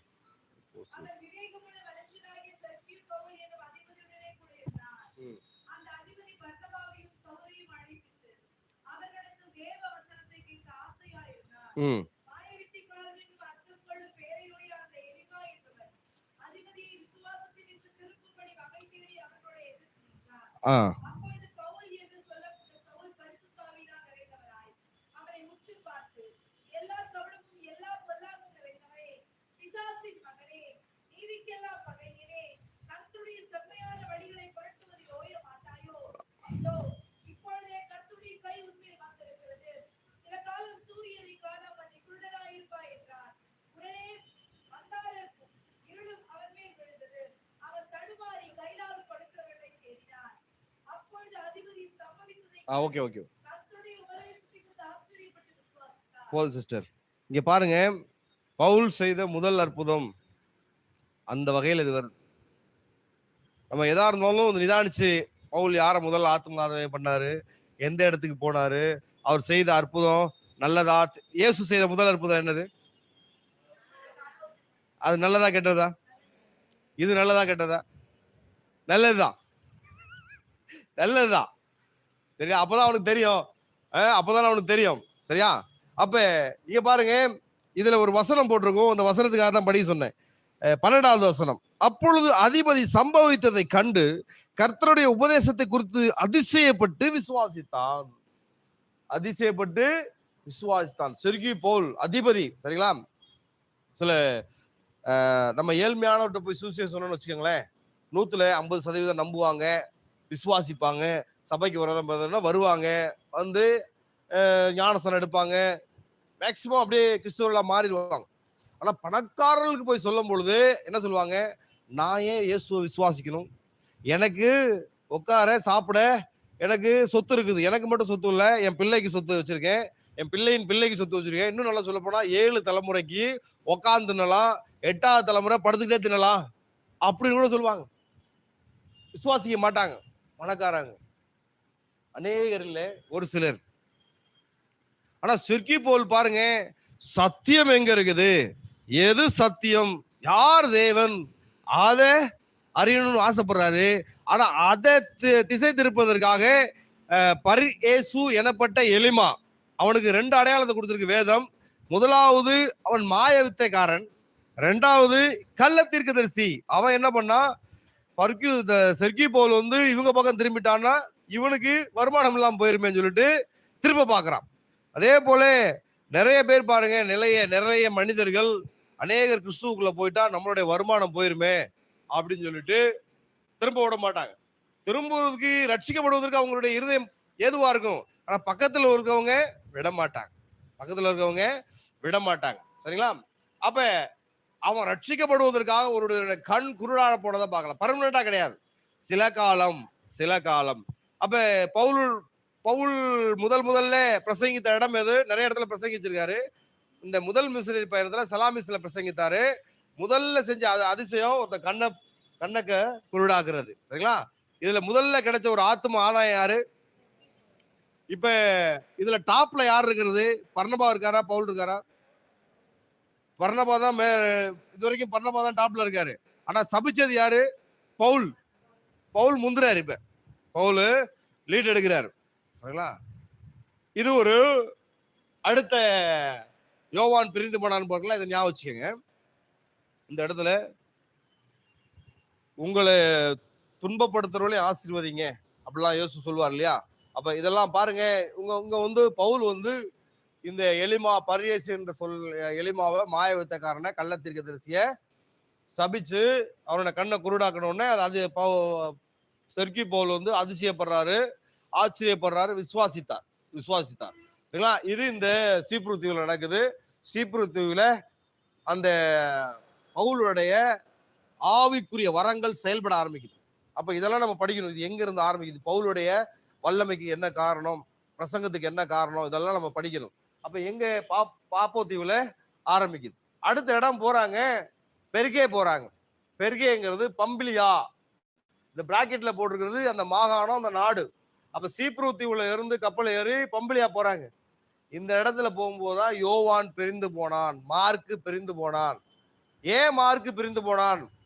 இந்த மார்க்கு பர்னபாவுடைய இனத்தான், பர்னபாவுடைய சொந்தக்காரன். பிரிஞ்சதுக்கு அநேக காரணங்கள் சொல்றாங்க, இதுக்காக கன்ஃபார்ம் கிடையாது.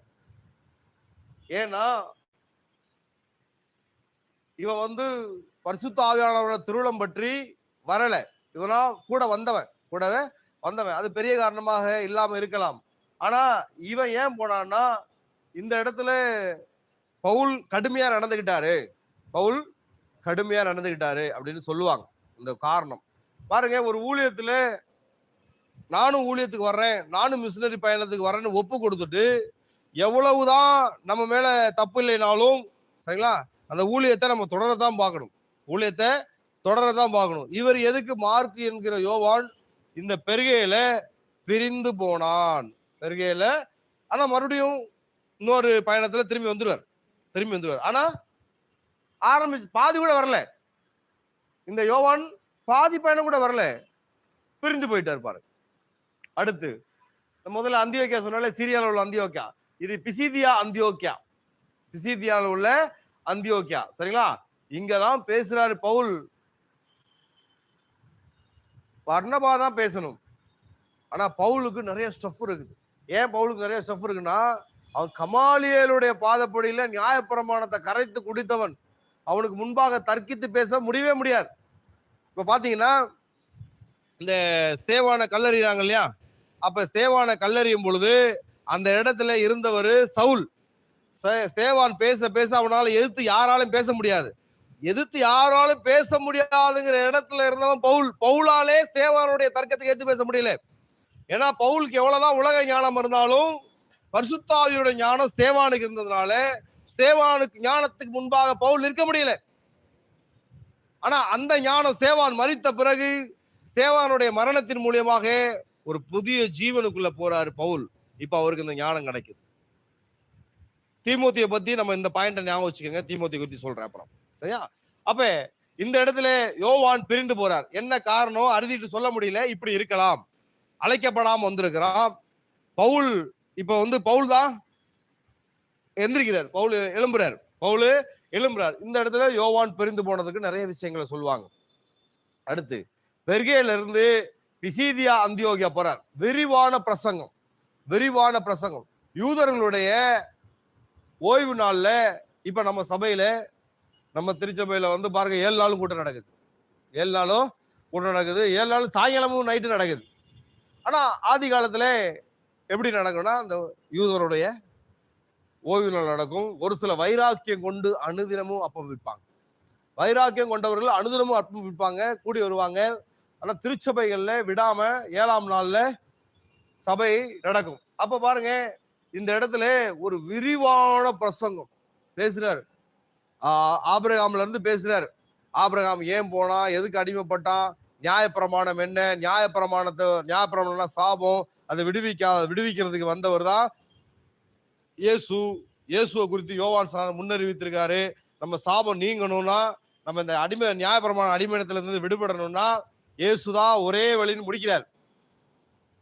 அப்ப இது அவங்களுக்கு ஆச்சரியமா இருக்கு, புது செய்தியா இருக்கு. எப்படி செர்கியூ போல் வேத வசனத்தை குறித்து அதிசயப்பட்டானோ, அதே போல இந்த பிசிதியா அந்தியோக்கியால உள்ளவங்க அதிசயப்பட்டு, ஐயா அடுத்த வாரம் எங்க சபைக்கு வாங்க, அடுத்த வாரமும் சண்டே சர்வீஸ்க்கு வாங்க, சாட்டர்டே சர்வீஸ்க்கு வாங்கன்னு கூப்பிட்டாரு.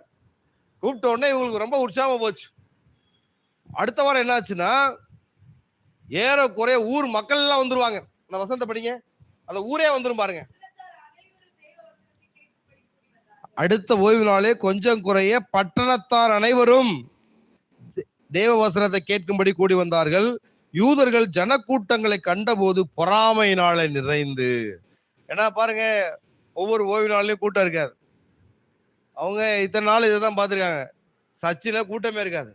ஆனா இந்த வாரம் பாருங்க, உட்கார இடம் இல்லை. தீர்க்கதரிசி வந்தா சபையில உட்கார இடம் இருக்காது பாருங்க. தீர்க்கதரிசி வந்தா கீழே பைபிள் ஸ்டடிக்கு யாருமே, பைபிள் ஸ்டடிக்கு அதான் சரிங்களா. சத்தியம் ஒரு சிலருக்கு தான் அருளப்படும். சத்தியத்தை யார் கேட்கணும்? ஏன்னா சத்தியம் உள்ள போகும்பொழுது நிறைய வெளிச்சங்கள் வெளியே வரும். சத்தியம் உள்ள போகும்போது வெளிச்சங்கள் வெளியில வரும். வெளிச்சம் ஒரு இடத்துல மட்டும் இருக்காது. வெளிச்சம் ஒருத்தனுக்குள்ள இருந்தா அடுத்தவனை பிரகாசிக்க வைக்கும். சரியா? அப்ப சர்ச்சு நிரம்பி வழியுது, சபை நிரம்பி வழியுது. ஏன்னா அப்போ அங்க உள்ள யூதர்கள் பாக்குறாங்க, எப்படி இவ்வளவு கூட்டம்னா, இந்த மாதிரி அந்தியோகியால இருந்து வந்திருக்கிறாங்க, 2 பேரு வந்திருக்கிறாங்க. அப்ப அவங்க நியாயப்பிரமாணத்துல கற்று தேர்னதுனால என்னென்ன விஷயங்கள் எல்லாம் ஆபிரகாம்ல இருந்து ஆதாம்ல இருந்து எல்லா விஷயங்களும் சொல்றாரு. சொல்லிட்டு இது நியாயப்பிரமாணம் கஷ்டம், இந்த நியாயப்பிரமாணத்தை உடைக்கணும்னா இயேசு மட்டும்தான் முடியும். இயேசுவை சொல்லி முடிக்கிறார். இயேசுவை சொல்லி முடிக்கிறதுனால அந்த யூதர்கள் பொறாமைப்பட்டு அப்படியே பிளேட்டை மாத்திரம் சொல்லுவாங்க இல்லையா, இல்லாதையும் பொல்லாதையும் சொல்லி, முதல்ல நீங்க அடுத்த வாரம் வாங்க அப்படி சொல்றாங்க. 2வது வாரம் வந்தவங்களை துரத்தி விட்டாங்க, வராதீங்க அப்படின்னு. சத்தியம் உள்ள போகும்போது சரிங்களா, சாத்தானுக்கு அது பிடிக்காது. சாத்தானுக்கு யாராவது ஒருத்தங்க எழும்புவாங்க, யாராவது ஒருத்தங்க எழுப்பி துரத்தி விடுவாங்க. 51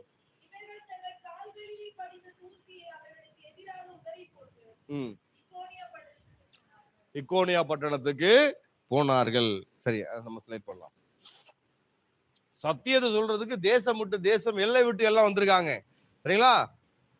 வார்த்தை எங்க வருது அதெல்லாம் பிடிச்சுக்கணும் பாருங்க. நல்ல ஒரு சான்ஸை இவங்க விட்டுட்டாங்க. பிசிதி அந்தியோக்கியா மக்கள் நல்ல முதல் வாரம் வந்தவங்க நல்லா கேட்டு அடுத்த வாரம் வர்றாங்க. ஆனா இடையில ஒரு சில தில்லுமுள்ள நடந்து யூதர்கள் வந்து ட்விஸ்ட் பண்ணி இந்த பாத்தீங்கன்னா சில விஷயங்கள்லாம் பாத்தீங்கன்னா ஜனக்கூட்டங்கள் மந்த மந்தியா போய் விழுகும். யாரை பின்பற்றணும்னே தெரியாம, யார் தலைவர்னே தெரியாம போய் மந்த மந்தியா போய் விழுவாங்க. அதே போல அழகா நல்ல சத்தியத்தை பிரசங்கிக்கிறாரு. சத்தியம் இதான் சொல்றாரு. சத்தியம் இது தெரிஞ்சும் இல்ல நான் மறுபடியும் பழைய நிலைக்கு தான் போவேன், மறுபடியும் பன்றி மறுபடியும் சேற்றுக்கு போறது போல மறுபடியும் நான் பழைய நிலைக்கு தான் போவேன்னு சொல்லிட்டு பாருங்க, சத்தியத்தை கொண்டு வந்தவங்கள விரட்டி விட்டாங்க. அவங்களும் காலில் உள்ள தூசியை உதறி போட்டு இக்கோனியா பட்டணத்துக்கு போயிட்டாங்க. இக்கோனியா என்பது பக்கத்துல கலாத்தியான்னு போட்டிருக்கேன் இல்லையா? கலாத்தியா, லீஸ்திரா, கலாத்தியா, தெர்பை, கலாத்தியா, லீஸ்திரா, அப்புறம் ரிட்டர்ன் வர்றது. சரிங்களா? பிசிதி அந்தியோதியா, கலாத்தியா. சரிங்களா? இந்த இது ஓரம் பிசிதி அந்தியா, இதெல்லாம் கலாத்திய சபைகள். கலாத்தியர்கள் நிருபம் படிக்கிறோம் இல்லையா? கலாத்தியர்கள் நிறுவனம் இந்த முதல் மிஷனரி பயணத்தை முடிச்சுட்டு கலாத்திய சபைக்கு எழுதுன நிருபம், முதல்ல எழுதுன நிருபம் தான் கலாத்தியர் நிருபம். இன்னொருத்தர் சொல்லுவாங்க 1 தெசலோனிக்கர் தான் முதல்ல எழுதுறதுன்னு சொல்லுவாங்க. ஆனா அதிகபட்சமா சொல்லுவாங்க கலாத்தியர் நிருபம் தான் முதல்ல எழுதுறதுன்னு சொல்லுவாங்க. ஏன் 1 தெசலோனிக்கர் சொல்றாங்கன்னா, ரெண்டும் ஒரே காலகட்டத்தில் எழுதுனது. அதுலதான் இயேசு கிறிஸ்துவோட ரகசிய வருகையை தெளிவா சொல்லியிருப்பார் பவுல். அதனால அதான் முதல் நிருபம். இன்னும் நல்லா சொல்ல போனா 1 தெசலோனிக்கர் தான் புதிய ஏற்பாட்டு புஸ்தகத்திலே முதலாக எழுதப்பட்ட புஸ்தகம் 1 தெசலோனிக்கேயர். புதிய ஏற்பாட்டு புஸ்தகத்திலே 1 தெசலோனிக்கேயர் சொல்லுவாங்க. சரியா? இப்ப இந்த இக்கோனியாங்கிறது இந்த கலாத்திய பகுதிகளுக்கு உட்பட்டது. அந்த மேப்ல பைபிள்ல இருக்கு இல்லையா மேப்பு, அதுல பாத்தீங்கன்னா தெரியும். ஏதாவது டவுட் இருந்தா இது வரைக்கும் கேளுங்க. சென்னை, பல்லாவரம், டி நகர், அங்க தாம்பரம், இப்படி எல்லாம் இருக்கு இல்லையா? அந்த மாதிரி. சரியா? ஆனா அதுக்கு முன்னாடி எழுதுறதுக்கு முன்னாடியே மத்தேயும் மார்க்கு எழுதுறதுக்கு முன்னாடியே தெசலோனிக்கேயர் வந்துருச்சு. தெசலோனிக்கேயர் வந்துருச்சு. சரியா? தெசலோனிக்கேயருக்குள்ள அந்த நிருபத்தோட விளக்க வர படிச்சோம்னா அதிலே போட்டிருக்கும். அது சுவிசேஷத்துக்கு முன்பாகவே எழுதப்பட்ட புஸ்தகம் தெசலோனிக்கேயர் புஸ்தகம் சொல்லுவாங்க. ஆனா கலாத்தியர் தான். ஏன்னா முதல் மிஸ்ரேல் பயணம் எங்க போனாரு? கலாத்தியருக்கு போனார். சரியா? சரி, அது வந்து விவாதத்துக்குரியது. எபிரேயர் 4 அந்த மாதிரி விவாதத்துக்குரியது. சரி, இப்ப இக்கோனியத்துல வர்றாங்க. சீசர்கள் சந்தோஷத்தினாலும் பரிசுத்த ஆவினாலும் நிரப்பப்பட்டார்கள். முதல்ல பாக்குறோம் சலாமிஸ்ல பிரசங்கித்தார்கள். அடுத்து பாக்குறோம் பாப்போ பட்டணத்துல அதிசயங்களை செய்தார்கள் அப்படின்னு பாக்குறோம். பிசிதியாவில கர்த்தருடைய வசனம் அத்தேசமெங்கும் பிரசித்தமாயிற்று அப்படின்னு பாக்குறோம். இக்கோனியால தான் ஒரு முழுமை நிறைவு வருது பாருங்க. சீசர்கள் சந்தோஷத்தினாலும் பரிசுத்த ஆவினாலும் நிரப்பப்பட்டார்கள். பரிசுத்த ஆவி எங்க வரும்பொழுதோ நிறைவு உண்டாகும். அதான் நிறைவின் ஆவியானவர். 6 பட்டணங்களை குறித்து பார்த்தோமா? 6 மிஷனரி பயணம் சொல்ற இடத்த குறித்து பார்த்தோமா? 7வது லீஸ்திரா. லீஸ்திரால தான், லீஸ்திரா வந்து கலாத்திய அந்த பகுதியில் உள்ள ஒரு சபை லீஸ்திரா. சரிங்களா? லிக்கவோனியா அப்படிங்கிற ஒரு மாகாணத்துக்கு உட்பட்டது. லிக்கவோனியா அப்படிங்கிற ஒரு மாகாணத்துக்கு உட்பட்டது. அப்போஸ்தலர் 14:6 மட்டும் 8 படிங்க. அப்போஸ்தலர் 14ஆம் அதிகாரம்.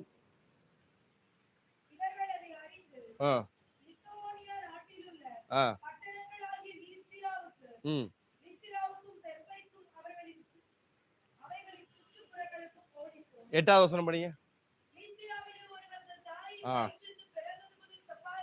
ஏன் இதை படிக்க சொல்றேன்னா, போல் சிஸ்டர், இது எந்த சம்பவம் எந்த ஊர்ல நடந்துச்சுன்னு தெரிஞ்சுன்னு வச்சுக்கோங்களேன், அது மனசுல உட்காந்துக்கும். இந்த பிறவி சப்பானி இது எந்த ஊர்ல நடந்துச்சு? லீஸ்திரால நடந்துச்சு. இது கலாத்திய சபையில் நடந்துச்சு. இதெல்லாம் நம்ம தெரிஞ்சு வச்சுக்கணும். முதல் பயணத்துல என்னென்ன ஊர் வருது இதெல்லாம் தெரிஞ்சு ஸ்லைட் போட்டுடலாம். லீஸ்திராவில் நடக்கிறத பார்க்கலாம்.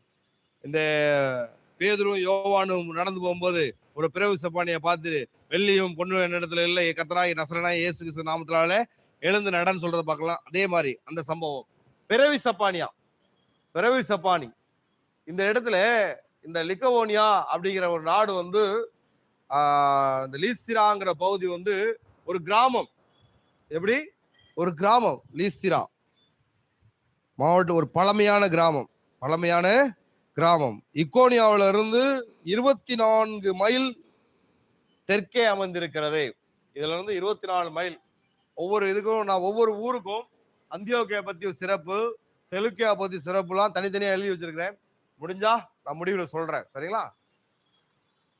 நான் ஒரு பட்டணத்துல இன்டர்ன் வச்சுக்கோங்களேன், அந்த ஃப்ளோ கிடைக்காது. அதுக்காக தான் நான் போயிட்டு இருக்கேன். அந்தியோக்கியால நான் 1/2 மணி நேரம் போட்டு எடுத்துட்டு வச்சுக்கோங்களேன், அப்புறம் அந்த இது வராது, புரியாது.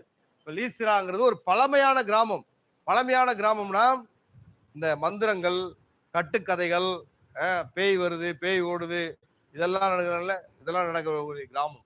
இங்கதான் இந்த யூபித்தர், மெர்க்குரி அப்படிங்கிற 2 தெய்வங்கள் இருந்திருக்காங்க. எப்படின்னா இந்த கிராமம் இருக்கும்போது சரிங்களா, இந்த 2 தெய்வங்களும் மாறு வேஷத்துல வந்தாங்க.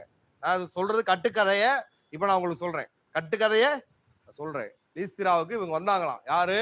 யூபித்தரும் மெர்க்குரியும். யூபித்தர் வயசான கடவுள், மெர்க்குரி வாலிப கடவுள். வந்து ஒவ்வொரு வீட்லயும் சாப்பாடு கேட்கறாங்க, யாருமே தரல. இது கதை சொல்றது, யாருமே தரல. அப்போ ஒரு அம்மா வந்து ஏழை அம்மா ஏதோ சாப்பாடு கொடுத்துருக்காங்க. அப்ப சாப்பாடு கொடுத்தோடனே அவங்கள மட்டும் யூபித்தரும் மெர்க்குரியும் ஆசீர்வதிச்சு அவங்க இருந்த வீட்டை தங்க வீடா மாத்திட்டு மற்ற ஊரையே அழிச்சிருச்சான், மற்ற ஊரையே அழிச்சிட்டாங்களாம். அப்ப அதனால அந்த மெர்க்குரியையும் யூபித்தரையும் தெய்வமா வச்சு வழிபடக்கூடிய ஊர் இது. இதுல யார் வயசானவர்? யூபித்தர். இப்ப இந்த லீஸ்திராங்கிற ஊர்ல பிறவி சப்பானி ஒருத்தர் இருந்தான். இந்த பிறவி சப்பானிய யார் குணமாக்குறது? பவுலும் பர்னபாவும். அந்த சம்பவத்தை படிங்களேன்.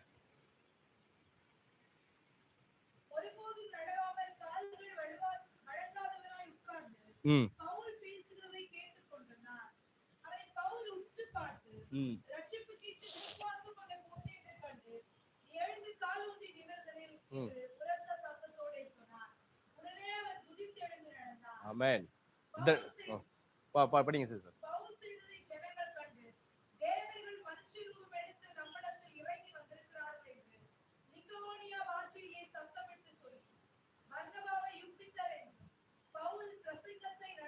நடத்தினான். இப்ப நான் அந்த கதை சொன்னது புரிஞ்சா? கதை சொன்னது புரிஞ்சா? அப்ப இவங்க தேவர்கள் மனுஷரூபம் கொண்டு வந்திருக்கிறாங்க. அப்ப இவர்தான் யூபித்தர் அப்படின்னு பர்னபாவையும், மெர்க்குரி இவர்தான்னு பவுலையும் மாலை, பூ மாலை செஞ்சு கொண்டு வருவாங்களாம். அதுல பூ மாலைன்னு ஒரு வசனம் இருக்கு பாருங்களேன். எதுல இருக்கு? படிங்க.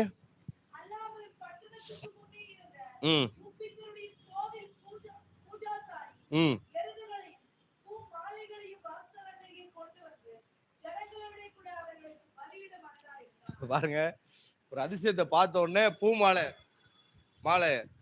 போட்டு வரவேற்போம்ல, தெய்வம் தான் வந்துருச்சுன்னு ஆடு மாடைய அவன் நிக்க வச்சு வெட்டுறது. அவனுக்கு முன்பாக ஆடு மாடை வெட்டி தெய்வத்துக்கு பலி கொடுக்கறது போல அவங்க பலி கொடுக்க தயாராயிட்டாங்க. என் ஜனங்கள் அறிவினாமையினாலே சங்காரமாகிறார்கள். சரிங்களா? எவ்வளவு பெரிய தேவ மனுஷனா இருந்தாலும் சரி, காலில் விழுகக்கூடாது. வெளிப்படுத்துற விசேஷத்துல பாக்குறோம் இல்லையா, போய் ஏப்பா என் காலில் விழுகிறேன், நானும் மனுஷன் தான், தேவதூதனா. யார் எவ்வளவு பெரிய வரங்களை பெற்று வல்லமையான மனிதனா இருந்தாலும் அவங்க காலில் விழுகக்கூடாது. அவங்களுக்கு முன்பாக நம்ம முற்றிலும் தாழ்த்தன்மையை தான் தவிர காலில் விழுகக்கூடாது. ஆனா இவங்க என்ன பண்றாங்க, அந்த பூஜாரிங்க ஆடு மாடை எடுத்துட்டு வந்து அவங்களுக்கு பலி செலுத்தி பூமாலை போட்டு என்னென்னமோ பண்றாங்க. இவங்க எவ்வளவோ சொல்றாங்க, இல்லப்பா நாங்களும் மனுஷன் தான்ப்பா சொல்றாங்க. ஆனா அவங்களுக்கு புரியல. அதிசயத்தை பாக்குறாங்க, கண் முன்னாடி ஒரு அதிசயம். எத்தனையோ நாள் அவன் கால் விளங்காம உட்கார்ந்து இருந்தான். வார்த்தையின் வீரியம் வெளியில வந்த உடனே, பரிசுத்த ஆவியான நிறைவு வந்த உடனே அவன் எந்திரிச்சிட்டான் பாருங்க. எந்திரிச்சு நடந்த உடனே ஜனங்கள் ஆச்சரியப்படுறாங்க. வார்த்தையும் பரிசுத்த ஆவியும் நிறைந்து வரும் பொழுது அங்கே அதிசயம் நடந்துச்சு. அப்ப அவன் எந்திரிச்சு நடந்துட்டான். இங்கேயும் பிரபலமான உடனே இங்கேயும் எப்படி அந்த பிசிதியா அந்தியோல குழப்பம் பண்ணாங்களோ அதே குரூப் இங்கே வந்துருச்சு. வந்து இவங்களை குழப்பம் பண்ணி அடுத்த நாள் லீஸ்திராவை வச்சு கல்லறிதாங்க. அப்பதான் கொஞ்ச நாளைக்கு 2 நாளைக்கு முன்னாடி தான் பூமாலை போட்டு பலியிட வந்தாங்க. இப்ப என்ன பண்றாங்க? கல்லறிறாங்க. ஏன் கல்லறிறாங்க பவுல் மேல? யாராவது சொல்லுங்க பாப்போம். கல்லறிங்க கம்ப்ளைண்ட் பண்ணிட்டாங்க, சரியில்லை. இவர் சேவான் சம்பவத்துல கல்லறியும் போது நின்றுப்பார். சேவான் சம்பவம் இருக்கு இல்லையா, சேவானை கல்லறியும் போது இவர் ரசிச்சு அவன் ட்ரெஸ் எல்லாம் வந்து வச்சு உட்கார்ந்துருப்பார். ஒரு சில பேர் சொல்லுவாங்க, இப்படி சொல்லுவாங்க, அந்த ஸ்தேவானுடைய தர்க்கத்துக்கு ஈடு கொடுத்து பவுலால பேச முடியல, சவுலால பேச முடியல. ஏன்னா அவன் பரிசுத்த ஆவியில் நிறைந்து பேசுவான். என்னதான் உலக ஞானம் பெற்றிருந்தாலும் பரிசுத்த ஆவியிலான ஒருத்தர் நிறைஞ்சு பேசுறான்னா அவனுக்கு முன்னாடி நிக்க முடியாது, அவனுக்கு முன்னாடி நிக்க முடியாது. இப்ப இதெல்லாம் பவுலுடைய நெத்தியில வந்து போகும், நெற்றியில வந்து போகும். சில விஷயங்கள்லாம் நமக்கு கண்ணு முன்னாடியே வந்து போகும், தெரியுமா? நான் ஒரு தடவை ஹாஸ்பிட்டல்ல அட்மிட் ஆயிருந்தேன், ஒரு ஆப்ரேஷன் எனக்கு பண்ணாங்க. அது ஒரு ஃபன்னியான்னு கூட சொல்ல முடியாது. அப்ப அந்த ஹாஸ்பிட்டல் பில் எவ்வளவு இருக்கும் அப்படின்னு சொல்லிட்டு நான் அந்த பில்லை குறித்து யோசிக்கிறேன், ஹாஸ்பிட்டல் பில் எவ்வளவு இருக்கும்னு.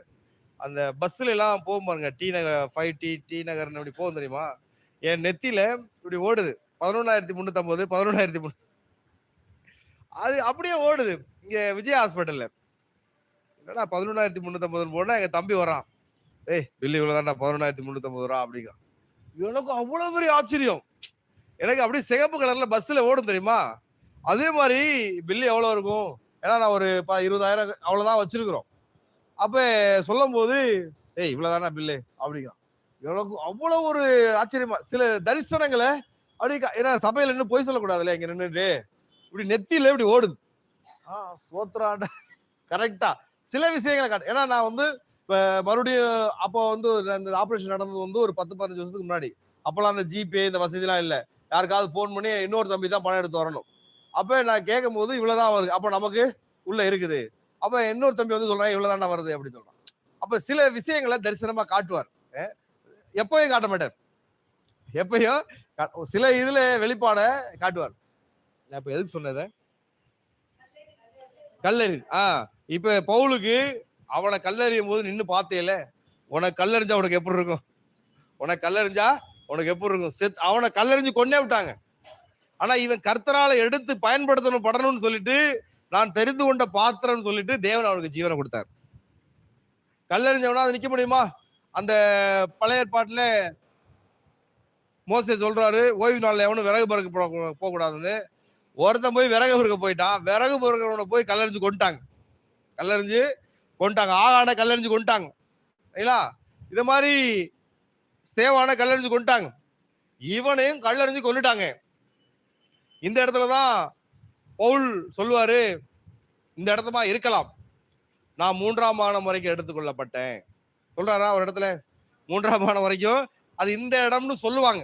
3ஆம் மானம் வரைக்கும் அந்நியர் தூதர் பாஷையை பேசுனாங்களா மனுஷ பாஷையை பேசினா எனக்கு தெரியல, அது இந்த இடம் லீஸ்திரான்னு சொல்லுவாங்க, சரியா?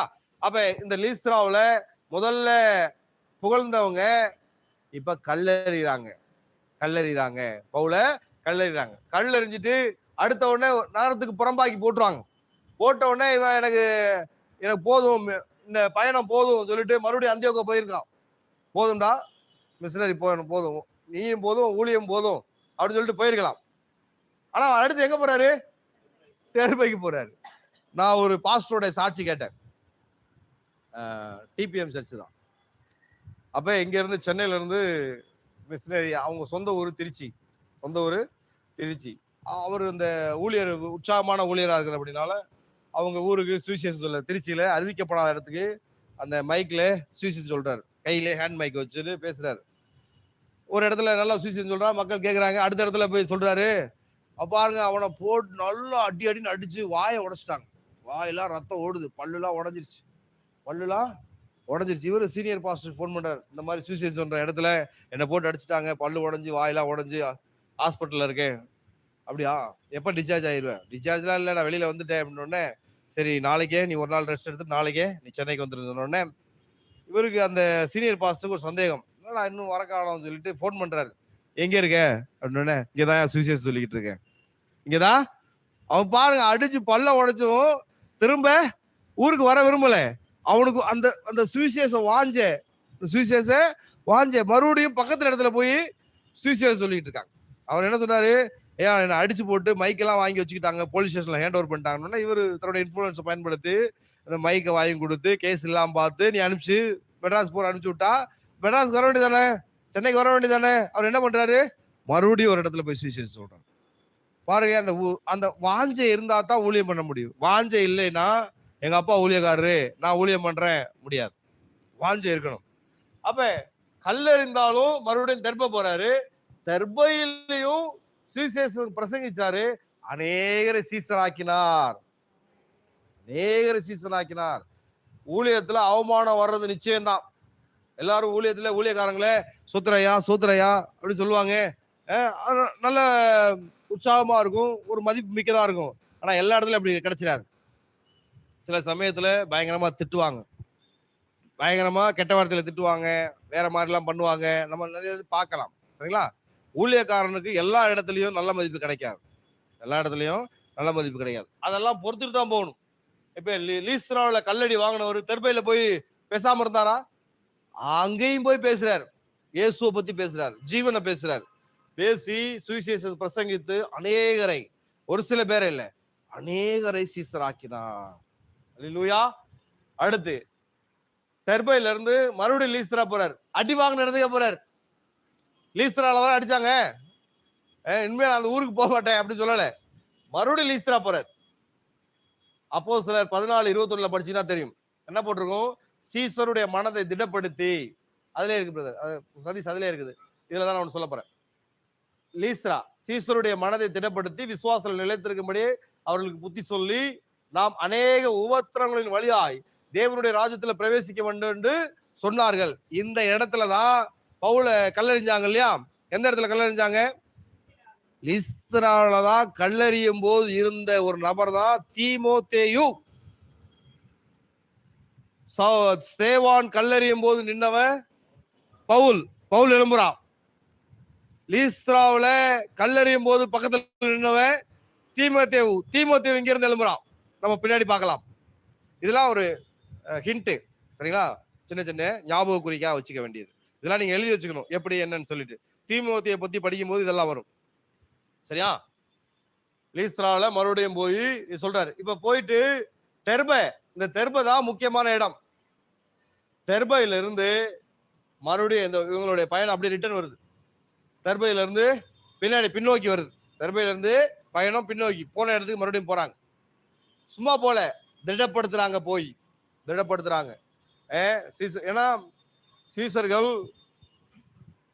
ஊழியம் செய்யறவங்கள உற்சாகப்படுத்தணும். பணம் தான் கொடுக்கல, உதவிதான் பண்ணல, ஒரு நல்ல வார்த்தையாவது பேசணும். நல்ல வார்த்தையாவது பேசணும். இவங்க பவுல் போய் நல்ல சீசருடைய மனதை திடப்படுத்தி விசுவாசத்தில் நிலைத்திருக்கும்படி திடப்படுத்தினாரு. விசுவாசத்தில் நிலைத்திருக்கும்படி அவர்களுக்கு புத்தி சொல்லி என்ன சொல்றாரு? அநேக உபத்திரங்கள் வழியாத்தான் தேவனுடைய ராஜ்யத்துல பிரவேசிக்க வேண்டும் என்று சொன்னார்கள். இதைத்தான் லீஸ்திராவிலும் சொன்னாங்க, இக்கோனியாவிலும் சொன்னாங்க, பிசிதியாவிலும் சொன்னாங்க. இதெல்லாம் கலாத்திய சபைக்கு சொன்னாங்க. அதுக்கு அடுத்து பாருங்க, பெர்கே வராங்க. பெர்கே இங்க இருக்கு பாத்தீங்களா? யோவான் பிரிந்து போனான் இல்லையா? அந்த இடத்துக்கு வர்றாங்க. இங்கே வசனத்தை பிரசங்கித்தார்கள். வசனத்தை பிரசங்கித்தார்கள். அதுக்கப்புறம் அத்தாலியா, அந்த எப்படி செலுக்கியாவில கப்பல் ஏறி புறப்பட்டாங்களோ அதே போல இங்க அத்தாலியாவில கப்பல் ஏறி புறப்பட்டார்கள். 14:26 படிங்க. அப்போஸ்தலர் 14:26.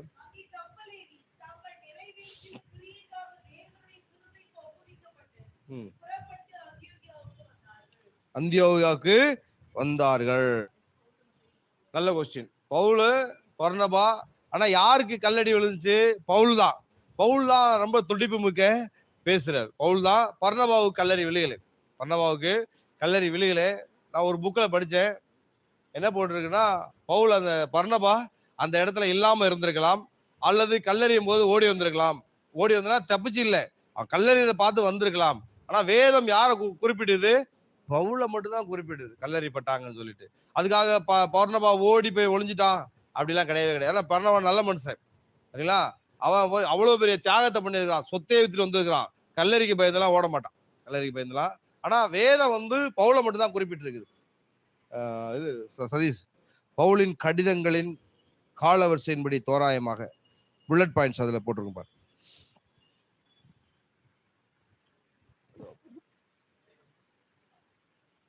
ஒரு புல்லட் பாயிண்ட் மாதிரி வரும். மெதுவா போ.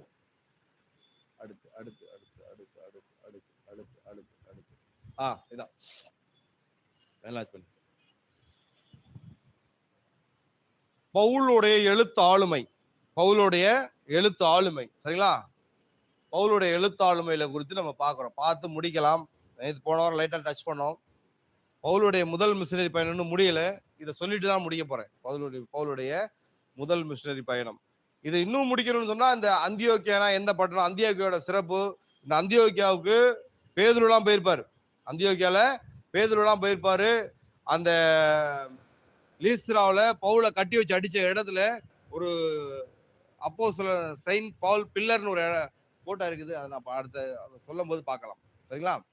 அந்த பவுல் செயின்ட் பீட்டர் சர்ச்லாம் இருக்குது, அதாவது போட்டோஸ்லாம் இருக்குது, இன்னொரு தடவை நம்ம பார்க்கலாம், சரியா? தமிழ் வேதத்துல 31,083 மொத்த வசனங்கள் இருக்குது. இதெல்லாம் நான் என்னென்ன தனியா எப்படி என்னன்னா ஒவ்வொரு புஸ்தகமா அதுல இருந்து போட்டுருவேன். ஆதியாகமம் அதான் பாருங்க. ஆதியாகமத்தை யார் எழுதினது? மோசே. எந்த வருஷம் எழுதினாரு? எத்தனை அதிகாரங்கள், எத்தனை வசனங்கள்? 2. ராஜாக்கள். இதுல இருந்து எல்லா புஸ்தகத்துக்குமே அதிகாரங்கள் எத்தனை, வசனங்கள் எத்தனை, அப்படியே போயிட்டே இருவேன். அதுக்கடுத்து பேக் புக். இதுல பழைய ஏற்பாட்டுல மொத்த அதிகாரங்கள் 929. பழைய ஏற்பாடோட மொத்த அதிகாரங்கள் எத்தனை? 929. மொத்த வசனங்கள் 23,137. 23,137. இப்ப முதல்ல சொன்ன இதான் 23,137 பழைய ஏற்பாட்டுடைய வசனங்கள். புதிய ஏற்பாட்டுடைய வசனங்கள் எவ்வளவு? 7,946 புதிய ஏற்பாட்டு வசனங்கள் இருக்குது. 7,946 புதிய ஏற்பாட்டு வசனங்கள் இருக்குது. இதுல பவுல் மட்டும் கிட்டத்தட்ட 2,019 வசனங்கள் எழுதியிருக்கார். எத்தனை பர்சன்டேஜ்? 29%. இதெல்லாம் இது இப்படிலாம் தியானிக்கலாம் அப்படிங்கிறது காட்டுறதுக்கு தான் நான் உங்களுக்கு சொல்றேன்.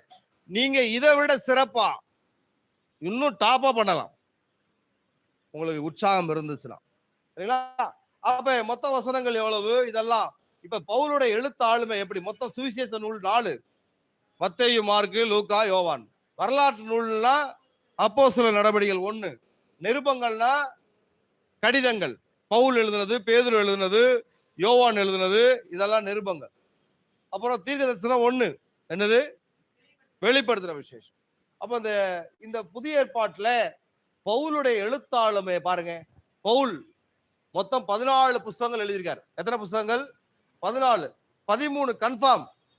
எபிரேயர் அவர் எழுதியிருக்கலாம், பவுலாகிய நான் கட்டப்பட்டிருக்கேன்னு சொல்லும்போது, அப்ப நம்ம இவ்வளவு தூரம் கஷ்டப்பட்டாரு, அதனால நான் என்னுடைய விருப்பத்தின்படி, என்னுடைய சொந்த விருப்பத்தின்படி பவுல் தான் அப்படின்னு நான் போட்டிருக்கிறேன். பவுலுக்கு மார்க் கொடுத்துருக்கேன். நான் மார்க் என் தகுதிக்கு நான் கொடுத்துருக்கேன் பாருங்க. அப்ப பவுல் 14 புஸ்தகம் எழுதியிருக்காரு. பவுல் எத்தனை புஸ்தகம் எழுதியிருக்காரு?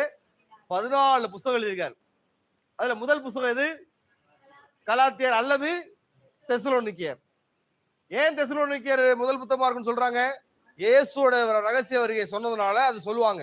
ஆனா கன்ஃபார்மா தெசலோனிக்கேயர் இருப்புன்னு சொல்லுவாங்க. ஏன்னா மத்தேயு, மார்க்கு, லூக்கா, யோவான் எழுதுறதுக்கு முன்பாகவே தெசலோனிக்கேயர் புத்தகம் எழுதியாச்சு. அதனால கலாத்தியர் 2ஆவதா வரலாம்.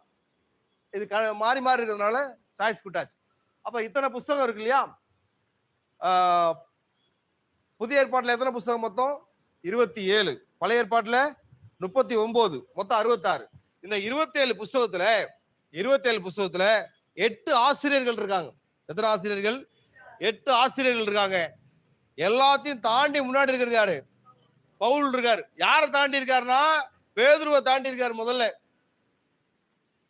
இயேசு சகோதரனை தாண்டி, இயேசுவோட பிரதான அப்போஸ்தலனை தாண்டி, இயேசுவோட மார்பில் சாய்ந்திருந்தவனை தாண்டி, சரிங்களா, மருத்துவரை தாண்டி, டாக்டரை தாண்டி டாப்ல போயிட்டார் பாருங்க.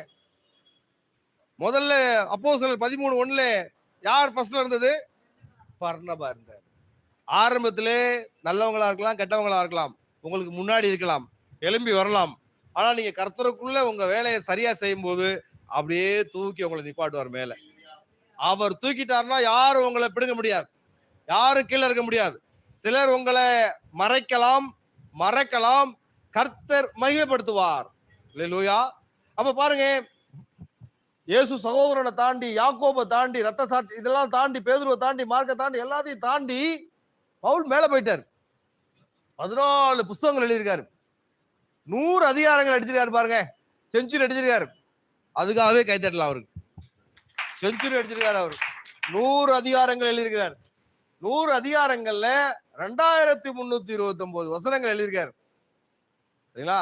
எப்படி பழைய ஏற்பாட்டை மோசே ஆக்கிரமித்துக் கொண்டானோ, அதே போல புதிய ஏற்பாட்டை ஆக்கிரமித்துக் கொண்டது புனித பவுல், செயின்ட் பவுல். இப்பதான் நம்ம பவுல் எப்படி சொல்றோம்? புனிதர் அப்படி சொல்றோம், புனிதர். சரிங்களா? அப்ப பவுல் 14 புஸ்தகங்கள், 100 அதிகாரங்கள், 2329 வசனங்கள், 29.31% பவுலுடைய எழுத்தின் ஆளுமை. இதுல சும்மா நம்ம எப்படி இயேசு திருமலை உட்கார்ந்து எழுதினாரா? ஜெயில இருந்துதான் எழுதியிருக்காரு, வீட்டு காவல்ல இருந்து எழுதியிருக்காரு, பயணத்துல எழுதியிருக்காரு, வெளிச்சம் இல்லாத இடத்துல வெளிச்சத்தின் வார்த்தைகள் எழுதியிருக்காரு. அப்ப எழுத்து ஆளுமையை நம்ம கவனிக்கணும். சரிங்களா? சில பேருக்கு பேச தெரிஞ்சவங்களுக்கு எழுத தெரியாது. சில நல்ல இந்த கதை புஸ்தகம்லாம் எழுதுவாங்க, நிறைய ராணி குங்குமம் இதெல்லாம் பயங்கரமா எழுத்தாளர்லாம் பயங்கரமா எழுதுவாங்க. மேடையில் பேசுனா தக்க புகம்பாங்க. சில பேர் நல்லா பேசுவாங்க, ஒரு லெட்டர் எழுத சொன்னா எழுத தெரியாது. சரிங்களா? அது செஞ்சா இது இருக்காது, ஒரு ஒரு ஒரு காயின்ல பூ இருக்கும், தலை இருக்க தலை, அது இல்லை.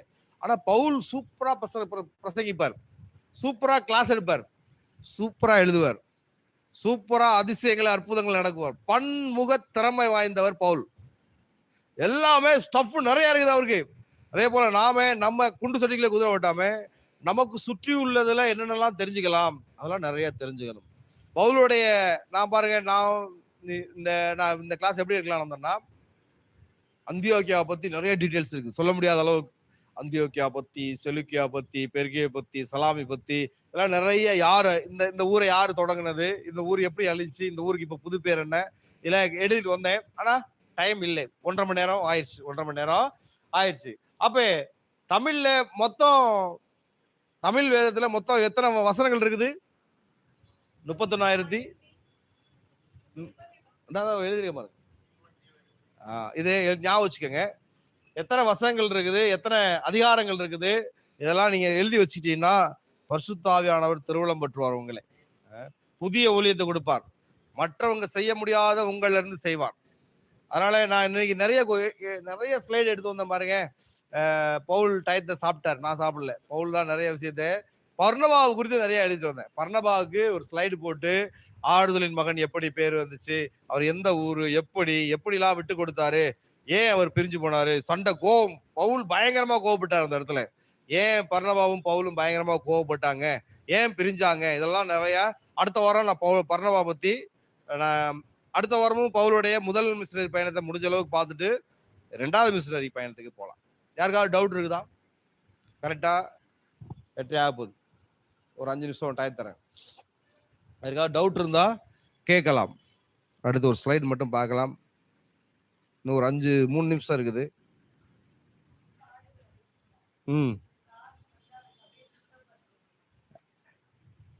நான் தெரிந்து கொண்ட பாத்திரம், அவர் எவ்வளவாய் பாட அனுபவிக்க வேண்டும் என்று அவருக்கு சொல்லி இருப்பாங்க. அந்த வசனம் பண்ணீங்களேன். ஆமா, சூப்பர். வசனத்தை நான் சொல்லாத வசனத்தை சொல்லிட்டீங்க, சூப்பர். நீதிமானுக்கு பூமியில சரி கட்டப்படும். சரிங்களா? நீங்க கஷ்டப்படுறீங்கன்னா, வேசி பிள்ளைகளுக்கு தான் சுகபோகமாய் வாழ்கிறவள் உயிரோடு செத்தவள்னு ஒரு வசனம் இருக்கும். அதே போல வேசி பிள்ளைகளுக்கு எந்த தொந்தரவும் வராது அப்படின்னு ஒரு வசனம் இருக்கும். ஆனா நீதிமானுக்கு பூமியில சரி கட்டப்படும். நீ ஸ்தேவானை கல்லறியும் போது ஒய்யாரமா உட்கார்ந்து இருந்தேல, ஒன்ன கல்லறிறாங்கல்ல, அதெல்லாம் கம்பேர் பண்ணி படிக்கணும். இப்படின்னு சொல்லல, இப்படியும் இருக்கலாம், இப்படியும் சொல்லல, இப்படியும் இருக்கலாம். அந்த ஸ்தேவானை கல்லறிஞ்ச இடத்துலதான் பவுல் எழும்புறாரு. அதன் மூலமா சபைகள் பிரிந்து ஓடுது. பிரிந்து போன இடத்துக்கு பிரசங்கம் போனவங்க தான் இவங்க. அந்தியோக்கியா சபையில ஊழியம் வளருது. ஊழியத்துக்காக பர்னபா தான் போய் பவுலை கூட்டிட்டு வந்ததே. பர்னபா தான் போய் பவுலை கூட்டிட்டு வருவார். தர்சு பட்டணத்துக்கு போய் பர்னபா தான் போய் பவுலை கூட்டிட்டு வருவார். பவுலை கூட்டி வந்ததுனாலதான் அவருக்கு ஊழியம் கிடைச்சிச்சு. ஆனா இவர் பவுல் எழும்புவார். சரிங்களா? அப்ப இங்க இந்த ஸ்தேவான் கல்லறிந்த நிமித்தமாக பவுல் நமக்கு கிடைக்கிறார். அதே போல லீஸ்திராவுல பவுல கல்லறியும் பொழுது அந்த இடத்துல இருந்த ஒரு வாலிபன் தான் தீமோத்தேயு. பர்னபாவை குறித்தும் தீமோத்தேயை குறித்தும் நம்ம வருகிற நாட்கள்ல நம்ம பார்க்கலாம். இன்னும் முடிஞ்சா ஒரே ஒரு விஷயத்தை மட்டும் பார்த்துட்டு முடிக்கலாம். பவுலுடைய பயணங்களை குறித்து நம்ம பார்க்கிறோம். சரிங்களா? இப்ப நான் சொன்ன இல்லையா, இந்த இடம் இந்த இடம் இங்கெல்லாம் இருக்குதுன்னு சொல்லிட்டு, நீங்க உட்காந்து இந்த இடம் எங்க இருக்குது அதை பார்க்கணும். இந்த இடம் எங்க இருக்குது? இப்ப எல்லார் கையிலயும் மொபைல் இருக்குது. எல்லாமே நிறைய விஷயத்த நம்ம நிறைய பிரயோஜனமா செலவழிக்கலாம் டயத்தெல்லாம். அப்ப பவுலுடைய பிரயாணங்கள் எந்தெந்த இடம்னு பார்க்கும்போது நமக்கு ஆச்சரியமா இருக்கும். எப்படி நடந்து வந்தாரு, எப்படி கப்பல்ல போனாரு, எப்படி செலவு. இந்த அந்தியோக்கியா அந்த கிறிஸ்தவர்கள் அப்படிங்கிறது முதல்ல அந்தியோக்கியா பட்டணத்துலதான் முதல்ல கிறிஸ்தவர்கள் பேர் வருச்சு. முதல்ல கிறிஸ்டியன்ஸ் யாருக்கு பேர் கொடுத்தாங்கன்னா அந்தியோக்கியா பட்டணத்துல உள்ளவங்களுக்கு தான். யார் மூலியமா வந்துச்சு? பவுல் மூலியமா. அதுதான் கிறிஸ்டியன் உலகத்துல, கிறிஸ்தவ உலகத்துல மிஸ்டர் கிறிஸ்டியன் பவுலுக்கு பேர். மிஸ்டர் வேர்ல்டு, மிஸ்டர் மெட்ராஸ் எல்லாம் கொடுக்குறாங்க இல்லையா, அதே போல கிறிஸ்தவ உலகத்துல மிஸ்டர் கிரிக்கெட்டர், மிஸ்டர் கிரிக்கெட்னு ஸ்டீவ் வாக்கு கொடுத்துருப்பாங்க. Mister cricketer, mister cricket, gentleman அவர். அதனால கிறிஸ்தவ உலகத்துல கிறிஸ்டியன், மிஸ்டர் கிறிஸ்டியன் கொடுக்கப்பட்ட நபர் யாருன்னா பவுல். நீதி சட்டத்தின் மகன், நீதி சட்டத்தின் மகன். அந்த அந்தியோக்கியா பட்டணத்தை கிறிஸ்தவர்களா மாற்றக்கூடிய அளவிற்கு ஒரு வல்லமையான ஒரு சொற்பொழிவாளராக இருந்தார். எருசலேம் சபை தான் தாய் சபை. எருசலேம் சபை தான் தாய் சபை. அகபூன் ஒருத்தர் வந்து அந்தியோக்கியா பட்டணத்துல இந்த மாதிரி தேசத்துல பஞ்சம் வரும்னு சொல்லும் போது, இந்திய எருசலேம் உலகமெங்கும் பஞ்சம் வரும்னு சொல்லும் போது, அந்தியோகியாவில பணம் கலெக்ட் பண்ணி அந்தியோகியாவில இருந்து பணத்தை எடுத்துட்டு போய் எருசலேம் சபை கொடுப்பாங்க. தலைமை சபை தான் மற்ற சபைக்கு உதவி பண்ணணும். ஆனா பவுலும் பர்னபாவும் இவர்கள் இருந்த சபையில பணத்தை எடுத்துட்டு போய் எருசலேம் சபைக்கு உதவி செய்வாங்க.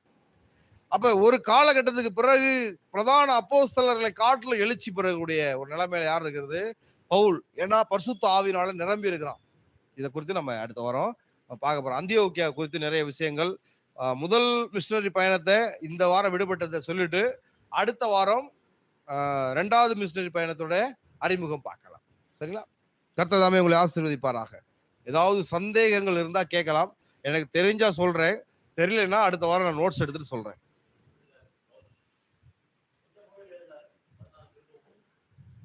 நிருபம் நல்ல கொஸ்டின். மேக்சிமம் கிரேக்கத்துல பைபிள்ல படிச்சீங்கன்னா முதல் புத்தகத்துல தரும்போது எபிரேயம், கிரேக் என்ற மூல மொழிகளில் இருந்து மொழிபெயர்க்கப்பட்டது. அதுல என்ன போட்டிருக்கு? எடுத்தோடனே என்ன போட்டிருக்குது? எபிரேயம், கிரேக்கு என்ற மூல மொழியிலிருந்து மொழிபெயர்க்கப்பட்டது. இவருக்கு என்ன எந்தெந்த ஏற்கனவே சொல்லியிருக்கேன். இவருக்கு எகிப்து மொழி தெரியும், அரேமியம் தெரியும், லத்தீன் தெரியும், ரோம லத்தீன் தெரியும், அடுத்து கிரேக்கம் தெரியும், எபிரேயம் தெரியும். எபிரேயம் தெரியும். நல்லா அப்சர்வ் பண்ணக்கூடிய நல்ல ஒரு நாலேஜ் இவருக்கு இருக்குது. அதனால கிரேக்க மொழியில எழுதினாரு. 14 தோமா இங்க வந்த பொழுது, தமிழ்நாட்டுக்கு தோமா வந்த பொழுது அவர் கிரேக் லாங்குவேஜ் பேசினாருன்னு சொல்லுவாங்க. தோமா வந்தார் இல்லையா? அப்ப மிஷனரிகளுக்கு, ஏன்னா கிரேக் அலெக்சாண்டர், கிரேட் அலெக்சாண்டர், நீ மத்த அரசர்கள் சக்கரவர்த்தி எல்லாம் ஒரு தேசத்தை பிடிக்கும் போது அவங்க தெய்வத்தை எடுத்துட்டு இவங்க தெய்வத்தை தான் முன்னிலைப்படுத்துவாங்க. நீ இனிமே அந்த சாமி கும்பிடக்கூடாது, இந்த சாமி தான் கும்பிடணும். ஆனா அந்த கிரேட் அலெக்சாண்டர் ஏன் பேர் வந்துச்சுன்னா ஒரு நல்ல சான்ஸ். கிரேட் ஏன்னா நீ எந்த சாமி வேணாலும் கும்பிட்டுக்க, ஆனா நீ ஏன் மொழி தான் பேசணும் அப்படின்னு சொல்லிட்டு அந்த அலெக்சாண்டர் உலகமெங்கும் கிரேக்க மொழியை பரப்பினான். அப்ப கிரேக்கு அந்த மொழி உலகமெங்கும் உலக வழக்கா இருந்துச்சு. கிரேக்கத்துக்கு அப்புறம் உலக மொழியாக இருந்தது கிரேக்கம். அதுக்கப்புறம் லத்தீன் வந்துச்சு.